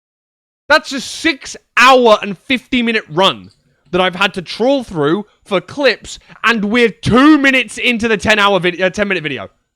Like, insane. Yeah, a tier list stream probably isn't that difficult to cut down, being honest. Like, I get it. But for the majority of my main channel videos, it takes me so long to edit. So I'm very jealous of Pangy. Maybe he's just got to the point where it's like, I need to get the videos out. And this is sort of where I'm saying, maybe he's thinking now, I can get to a bar of quality, but I need to up the quantity. Because right now, for me, it's like this. My quality, I want to be up here, and my quantity is down here. But maybe Pangy knows, well, if I can go like this, but it boosts this from down here to up here, I should take that sacrifice to make the quantity go up that much. I guess it's like a trade-off. Like, you can reduce the quality slightly, but if that means you upload 4 times as much, you should do that. And maybe that's where I need to be. It's like, maybe I do need to be less perfectionist on how my uploads happen, and instead go from slightly reducing the quality to way increasing the quantity. Hey, Max. You... Let me go back to Heike Hate Me's. Dude, just stay here for 5 seconds. It won't take longer than 5 seconds. This one's specifically for YouTube, but copy other niches. Don't like just completely still videos, but the 100-day Minecraft challenges, they exist in Stardew Valley, they exist in The Sims. Have a look at other niches that you're interested in, but isn't your kind of content, and see how... That sure as hell sounds like something that you said on your private, like, maybe 3 weeks ago, which I think is really fucking funny. Ollie stole your whole ass advice bar for bar, bro. Your own videos in your own niche. 100% be your... Right, where were we? We were at Pangy. Yes, Pangy. Hello. This not too long ago, but it really is to just upload. For me, something I've been struggling with a lot is frequently uploading, but I found out recently that it really does pay off. It doesn't... Pangy! Uploading once a week. How is he doing it? I don't understand how he streams daily and uploads once a week. Your work ethic is much better than mine. I sit here twiddling my thumbs, playing with my dick, and playing poker. Those are my, like, 3 things. And eat hot chip and lie. And busy they gender. Those are my, like, 7 things. things. The best video ever, but if the concept is good and the video idea behind it is also good, things should work out. And if you upload frequently enough and the videos keep being good, doesn't have to be perfect, you'll get there, I'm sure. Dude, I predicted what it was, man. He just reduced the quality like that, and then the quantity goes from here to here. Fucking Pangy, man. He's so clever. Fucking hell. Shading. It is stressful. I guess one thing that can be surprising, especially before you even start getting into it, is that it is a job, it is a duty that you take home with you and you think about almost 24/7. Don't even allow you. That's real as hell. Very rarely in this sort of an in the Minecraft, oh well, in the content creation space, do you have a lot of time where you're not thinking about, yo, what if I, should I make a video, or should I do this, or what ideas do I have, or what's this, or you're like, you might be watching another stream or another YouTube video, like, damn, how would I be able to work that into my niche? What, or like you're sitting around, like, I don't know, as a lot of you know, I'm pretty passionate about poker, and it's something that I've been learning a lot about, and I've been doing pretty well at. It's like I might sit there for 3-4 hours playing 4 tournaments at the same time, multi-tabling. And then it's like, I could have just spent 4 hours recording a YouTube video. Like, I probably could have done something that would give me long-term benefit rather than short-term benefit. But then it's like, how often do I have to be working on this versus when can I have my breaks? So it's a really difficult it's a difficult thing to balance. And so fully agree with Phoenix here. Yourself to think that all you need to do is sit down in front of a computer, in front of a camera, filming yourself, playing a video game. It is a lot of hard work. There is a lot of social pressures that you don't even think about until you're deep into it. So if you're ever tired or stressed out, take a moment, give yourself the time to relax, meditate, go outside every once in a while, breathe in the world out there, and it is then that the motivation and the enjoyment will follow. The most important thing in being successful. Noah Pika Gligs! Hi, Noah Pika Gligs. I love you, Noah Pika Gligs. W. Successful creator, in my opinion, is just doing the market research. So think of the potential viewers. Elliot, I'm probably going to end after this video, so I don't really care. Don't worry too much about it. Thank you, though. You want to reach, and then think of what they're watching. The most valuable thing you can do to reach and then satisfy those viewers is to just watch a lot of videos similar to your own. If you want to do hardcore, look up hardcore series. Same goes for speedrunning or otherwise. And everyone go click like and subscribe on the video. This is the video. Search I'll do that at the end as patterns well. Across the dozens of creators thriving in the space. So if you look at 10 similar viral videos, you'll find certain things showing up in their thumbnails or titles or editing strategies that might be valuable to apply to your own content. Don't steal someone's entire content scheme, but if you see 10 people are doing one thing that works for all of them, you can probably assume they're doing something right. So yeah, look around your genre and just keep up to date on what works. If you want your audience to enjoy watching what you've made, you have to enjoy Not a shadow. Thank you for the bits. Appreciate you, bro. making it, because people can tell. Not only that, but also allows for a more enjoyable experience of knowing that you've put something out there that you're proud of.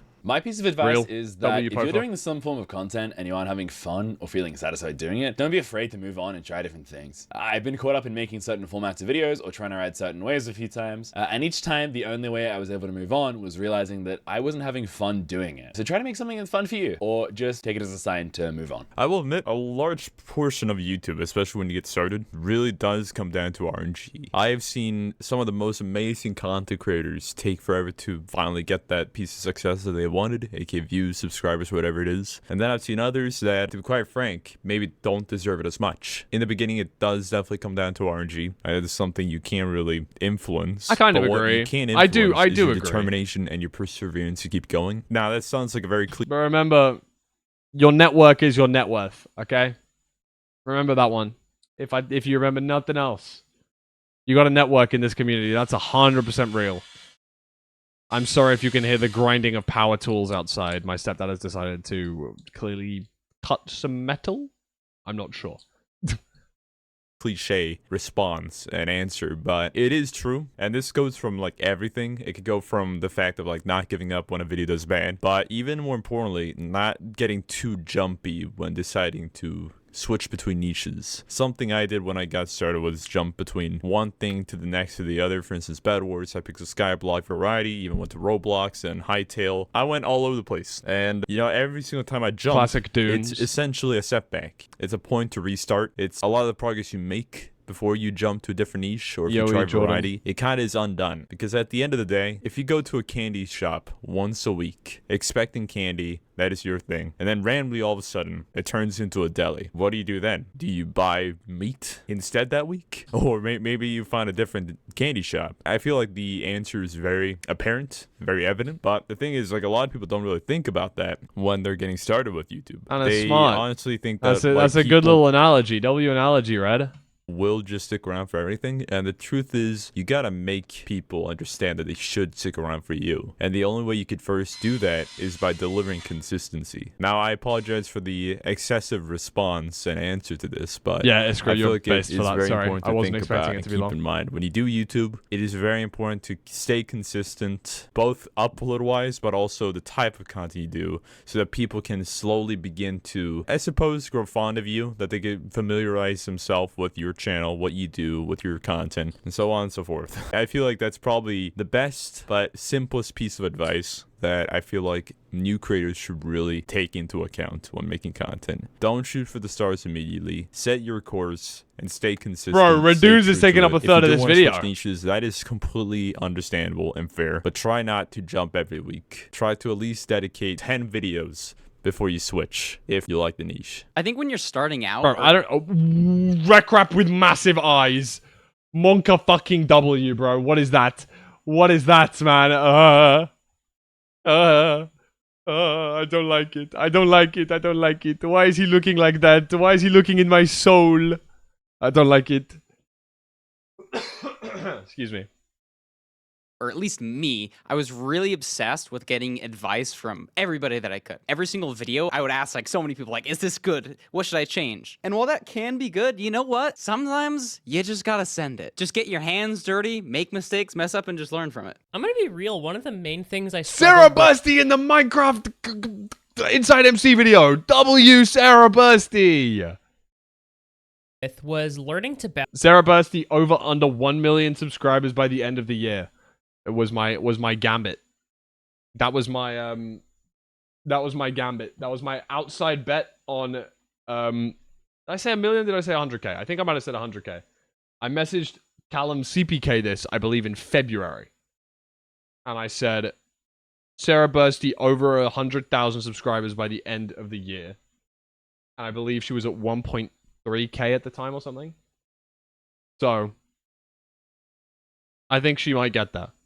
Balance what I want out of my channel and what I know that viewers would actually enjoy out of my channel. It's really a matter of finding a niche that you enjoy as well as the people that watch your videos. And I think one of the main things that allows you to get to that point is being a fan of the content that you produce. Then you're pretty much making it for yourself as well as other people. People can see that passion like immediately as soon as they watch your videos. And to the contrary, there are content farm channels which pretty much do the exact opposite thing. So it's really a matter of, do you actually make content because you want to make money, or do you make it because you enjoy the content that you make? And it's not... Sorry, Ollie, I am kind of nodding along, but I'm mostly nodding when I can hear the angle grinder going outside. So I'm trying to like time my yapping between when my stepdad's just deciding to angle grind.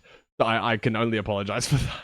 Like both are mutually exclusive. You can still make money while doing something that you love, and I think that's the sweet spot. But if you really genuinely want to make content that other people won't want to watch and you want to watch yourself, then you have to kind of accept that. Once you do that, you can reasonably set expectations for yourself in what's going to happen in the future. Y mi consejo único es no Vamos! Hola, Shadun. Motivarse for yourself and what's going to happen in the future. Y mi consejo único es no desmotivarse por un video que no funciona bien o porque los directos no funcionan bien. Es normal que haya altos y bajos. A veces vas a hacer un video con muchas visitas, pero otro no va a funcionar tan bien. Y todos los creadores de contenido nos pasa. Wait, hold on. I should try and like I should try and like test myself.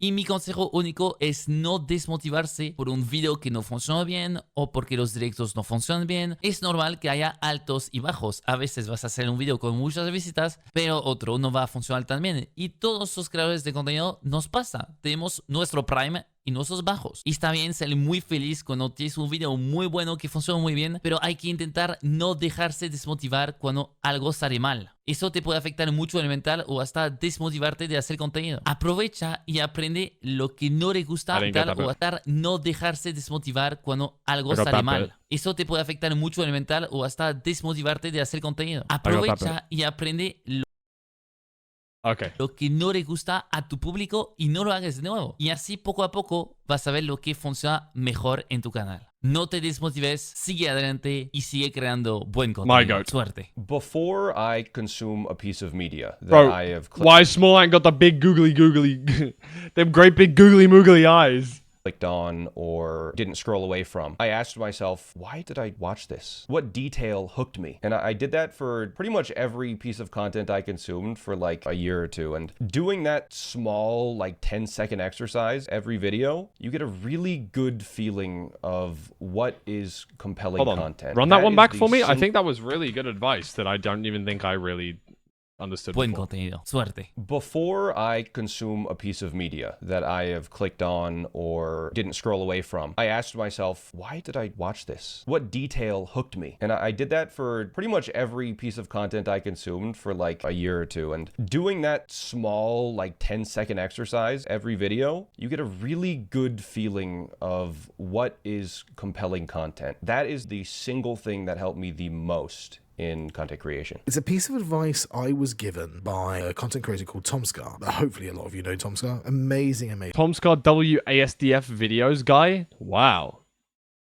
Amazing person. I happened to go to university, or the same university that he went to, and I got to interview him for a radio show. And the piece of advice he gave me was treat your content like a sandbox, in the sense that make your content, you put it out to the world, and you don't worry about it. You don't worry, is it terrible? Is it bad? Could I have done better? You don't sit there going, oh, it's not good enough, I won't release it. Just put it out there into the world and then move on to the next one. And try and do a little bit better, do something a little bit different each time, but don't worry. Don't stress. Don't be stuck by all the guides and all the big stream people out there who are saying, you have to do this, you have to find your niche, you have to do X, Y, Z. Just be yourself and focus on the start of just getting content out and finding what works for you. Once you figure that out, you're golden. Then you can start actually farming content, actually growing, actually taking those steps that a lot of creators say to find those niches and play the game. But to start with, just enjoy it. Treat it as a hobby rather than a job. When you're at a level where you're making enough money for it to become a job, then treat it like a job. For now, just have fun. Don't burn out and don't get stressed. You've got this. Nice one, Wade Box. Good calm.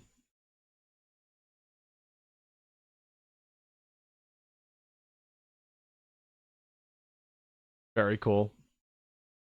Chat, on that note, I am going to end the stream here. I had a good one. I hope you guys did too. It was kind of a yapathon. We'll do some more gameplay stuff tomorrow. I don't really know what exactly we will end up doing. I'm kind of a little bit clueless, but maybe we'll go back to do some ranked and we'll do some other things here and there all around. Back? I mean, unlikely. No, I'm not going to be doing back. Probably. Probably more likely to be doing that offline. I wouldn't do that online. Nonetheless, let's go and raid into someone. Lots of people alive. Wow, yeah, lots of people alive. Let's have a little flick through. Whomst is live? We got the...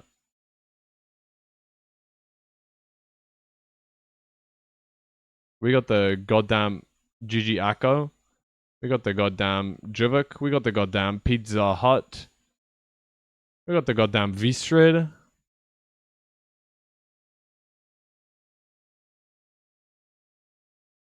We got the goddamn Sandwich Lord. We got the goddamn Angle Grinder again. We got the goddamn Curryway. We got the goddamn Fire Breath Man.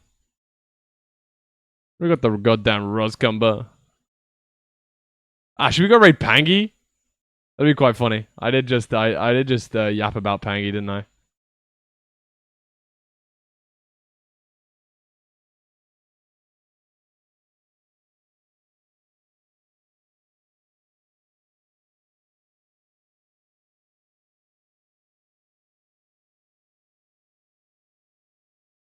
Pangy epic. Right, okay. Pangy is going to be a red card. Okay, I'm going to have to do it like this. Pangy is blue. Let's do... Curry is green. Ross is red. And Raoul is yellow. That is Pangy, Curry, Ross, Raoul. Pangy, Curry, Ross, Raoul. Pangy, Curry, Ross, Raoul. Sorry about the angle grinder again.